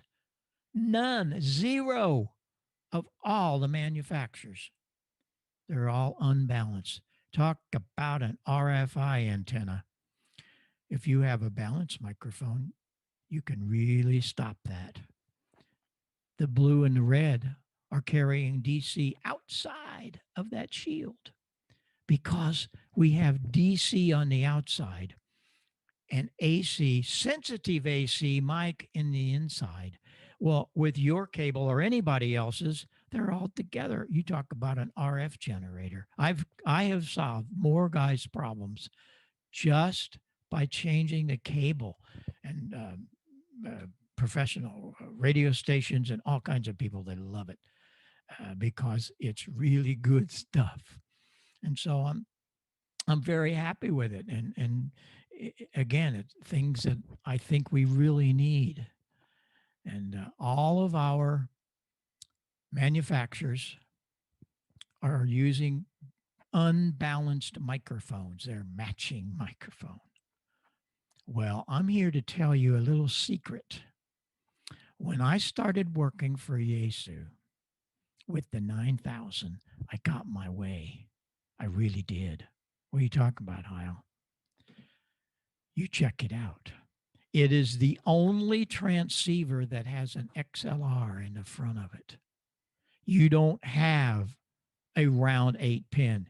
You have what should be in all of them, a balanced 600 ohm professional microphone input.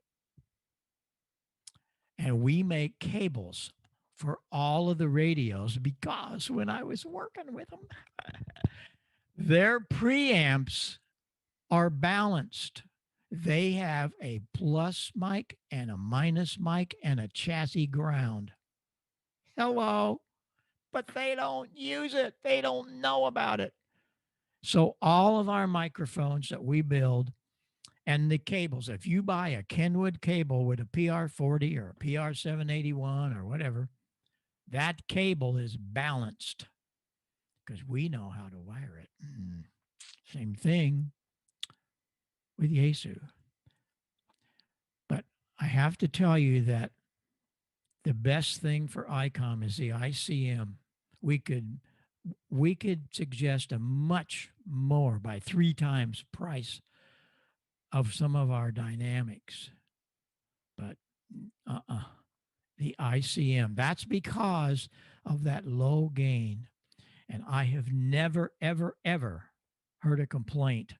And all the things I read and staying up on the reviews, nope. The ICM is magic. So it is balanced and you can do it, but I prefer just to use the ICM. So there you go. I mean, it's something you need to check on. Through all of this, I was extremely honored. We're the only manufacturer in the Rock and Roll Hall of Fame.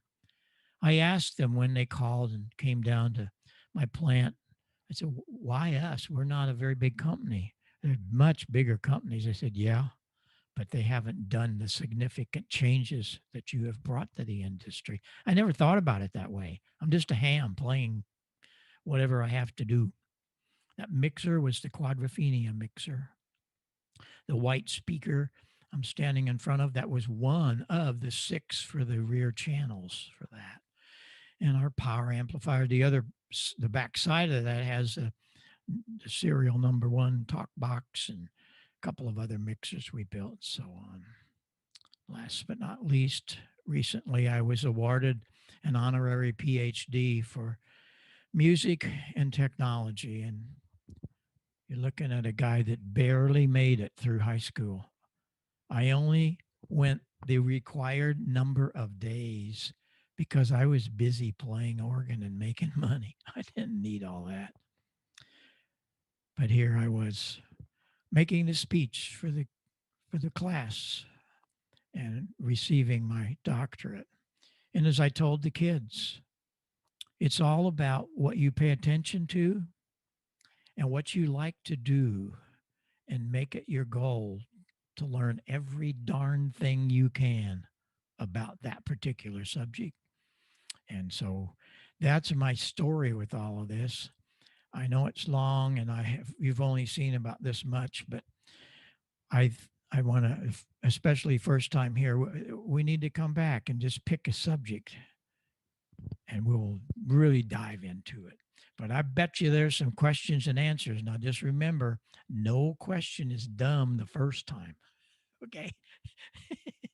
So let's hear some good stuff. Well, Bob, I want to thank you for doing this. This was absolutely amazing. And one of the things that I kind of keep track of, I get text messages all through presentations. And the words have been fantastic. Wow, unbelievable. Bob is awesome. He's got to come back again. So I want to give an absolute kudos to you, Bob. This is, I know there's, and this is the Shack Cat, by the way, who's been interrupting me all through your presentation. But one of the things that I absolutely can tell as I was watching the videos all throughout your presentation, how many of our members I could see were into their radios, making the adjustments during your presentation. I thought that was so cool. Absolutely. That's what it's all about. That's why I'm here. So I'm going to lead off with the first question of the night. Of all the microphones that you've made, what's your favorite? I can't answer that because they're like children, you know, they all have different characters. The PR40 definitely heads the top of a list a little bit, but I didn't design that for ham radio. I designed that for Joe and the guys to get rid of the, like on stages, to get rid of all the rear rejection. But tens of thousands have been sold to ham radio, and it works okay if you adjust it properly. But I hear some of them, they're so darn bassy, I can't understand them. But it truly is a great microphone. But you know, you look at the other side, you know, my wife owns this company. I just invent stuff and talk about it. She said here a few years back, she said, you need to build us a microphone that doesn't cost a lot, but really sounds good. And I was building a microphone for Fox News in Chicago at the time.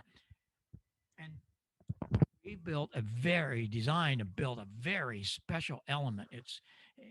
And it doesn't cost a lot, but it sounds great. So let me turn this on. This is the, come on here. This is the I go HM10. This thing is great. It's $100, and I love it because it's got the right balance, and balance is everything. And the other one that I really like this microphone, and I don't see a lot of it on ham radio, but I see a lot of it for podcasters and for all kinds of radio stations. The radio stations, they love it. Oh, do they love it? Because it's nostalgic, and a lot of the companies that are doing classic rock and all that. But I love it. It's here.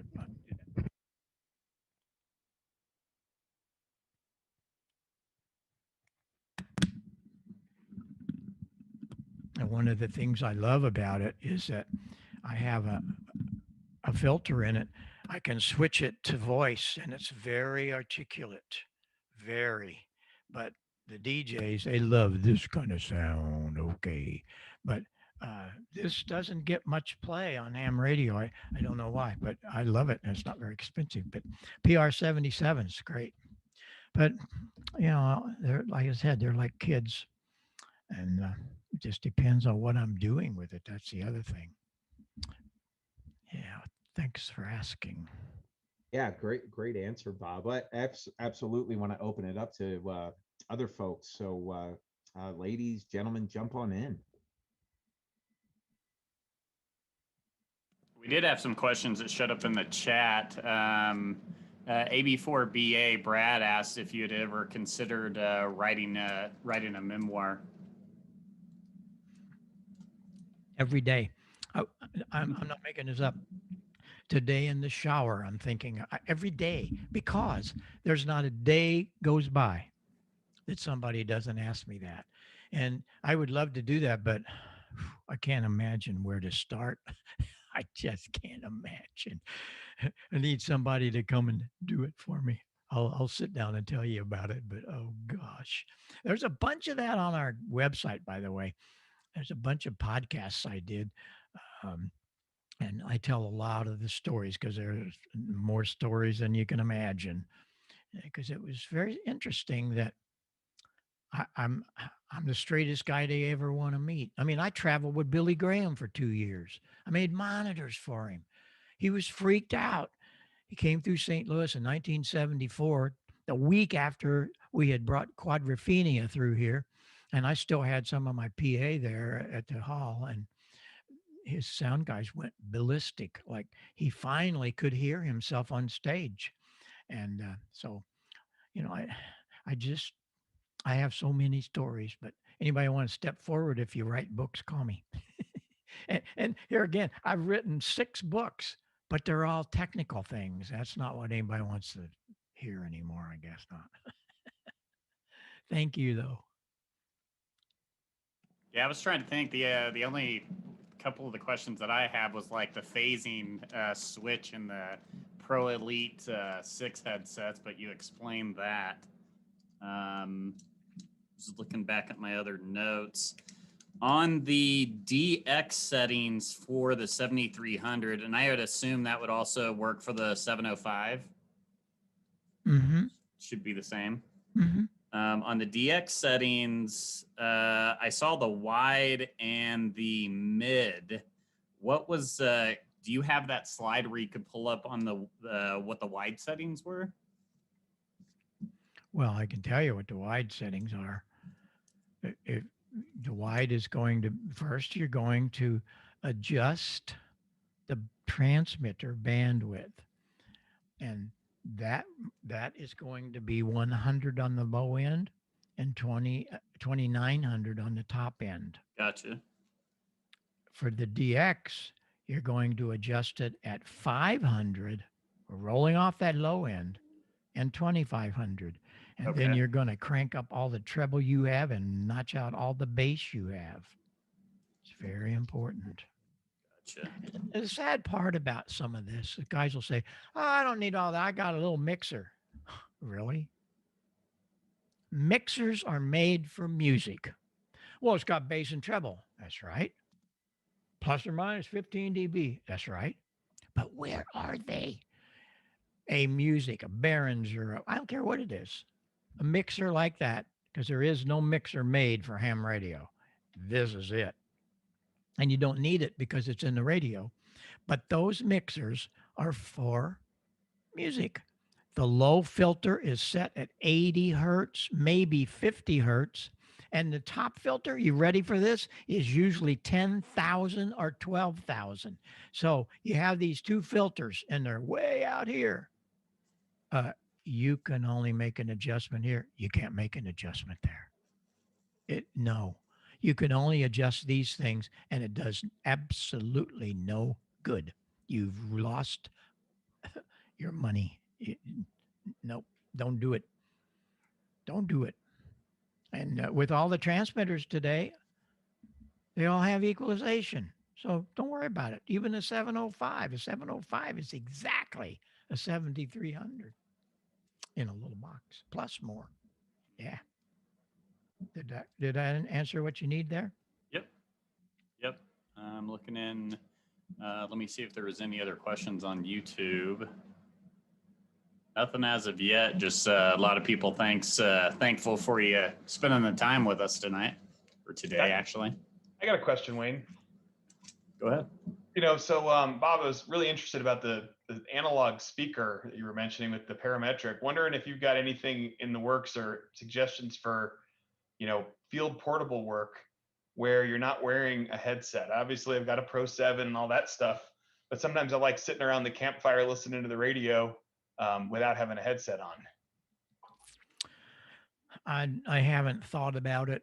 I don't know what the market would be for it. See, that's always the problem. You can build one or two, but wow, it costs so stupid much to tool things today. And so you have to look at the longevity of a product, no matter microphones or what it is. A lot of money has to be put in R&D, and a lot of guys don't think about that. I really don't. Sometimes I build some stuff for me, but maybe it's not a deal that anybody else wants. So I get yelled at a lot because I'll come up with these ideas, and my director of operations and my wife that owns the company, they're going, how many of these are you going to sell? I don't know. And they'll usually come up with something like maybe 4. Well, that isn't going to cut it. But I mean, I am constantly doing stuff. What can I tell you? But that's okay. That's okay. It's good to think about it. Looks like Alan has a question. I just thought about something too. That whole system runs on 12 volts. Yeah, that's what I was thinking about. Take a car battery with you. Yeah, that'll work. Absolutely. What's the power draw on it? Oh, not even a half amp. Yeah, it can't be much. No, I mean for both of them. Yeah, cool. Alan had asked what headset is best for somebody with tinnitus. To me, I would highly suggest the Pro 7. It is an exceptional piece.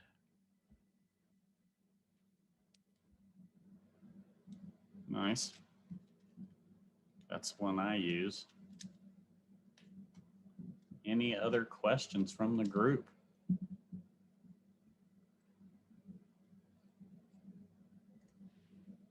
It looks like that's it.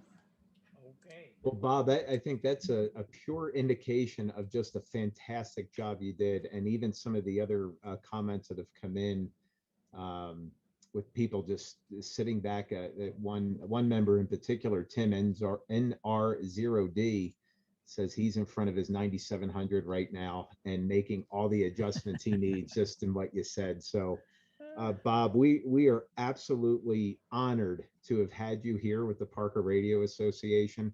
Like you said, it was great to have you here for the first time, and we certainly hope this won't be the last time having you here. It was an absolute honor to have you here. Well, I appreciate all of that. I wish that everybody can have sessions like this, because you don't hear this stuff, and it's so vital to what we do. So I'm blessed that the Lord's given me the knowledge and stuff, because I just barely made it out of high school, and I learned it all from ham radio. So I thank everybody, and always remember, I'm not making this up. I will answer all of the emails, sometime 100 a day. It might take me a little bit. Please send me an email. No questions dumb the first time. Send me an email. Some guys even write me letters, and I'm here to help you. And so many, I did 2 of them this morning. Guys will get something kind of complicated. We get on Skype. Come on, and I can help you. Another guy had some kind of special wiring that he wanted to do with his particular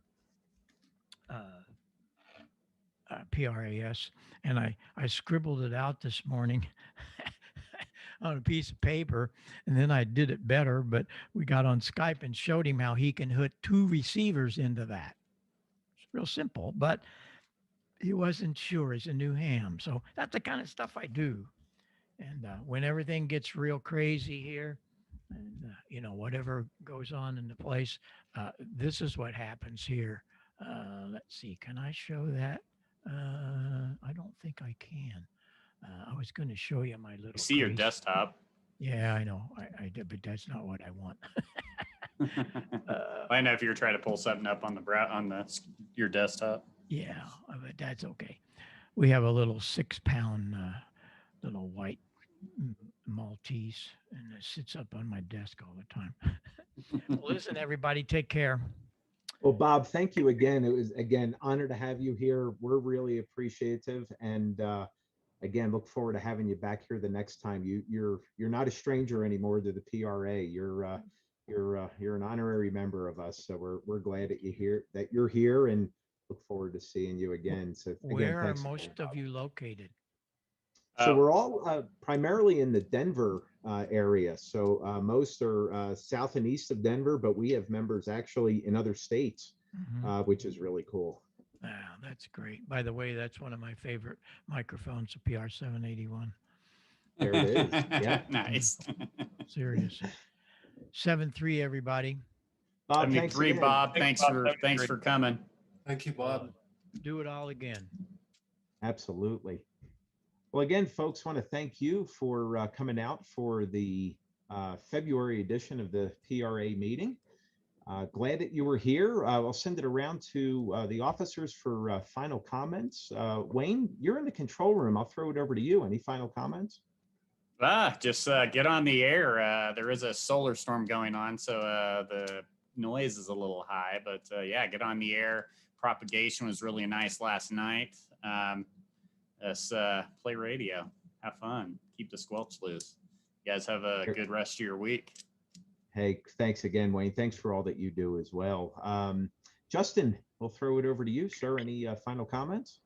No, wow. This might be the one of the coolest presentations we've had. So I think it was great for this format. Obviously, just as good virtually as if we had been in the library. So I thought this was a great turnout, and great presentation. And, thanks again to Bob for what he did for us today. Very cool. And look forward to the next one.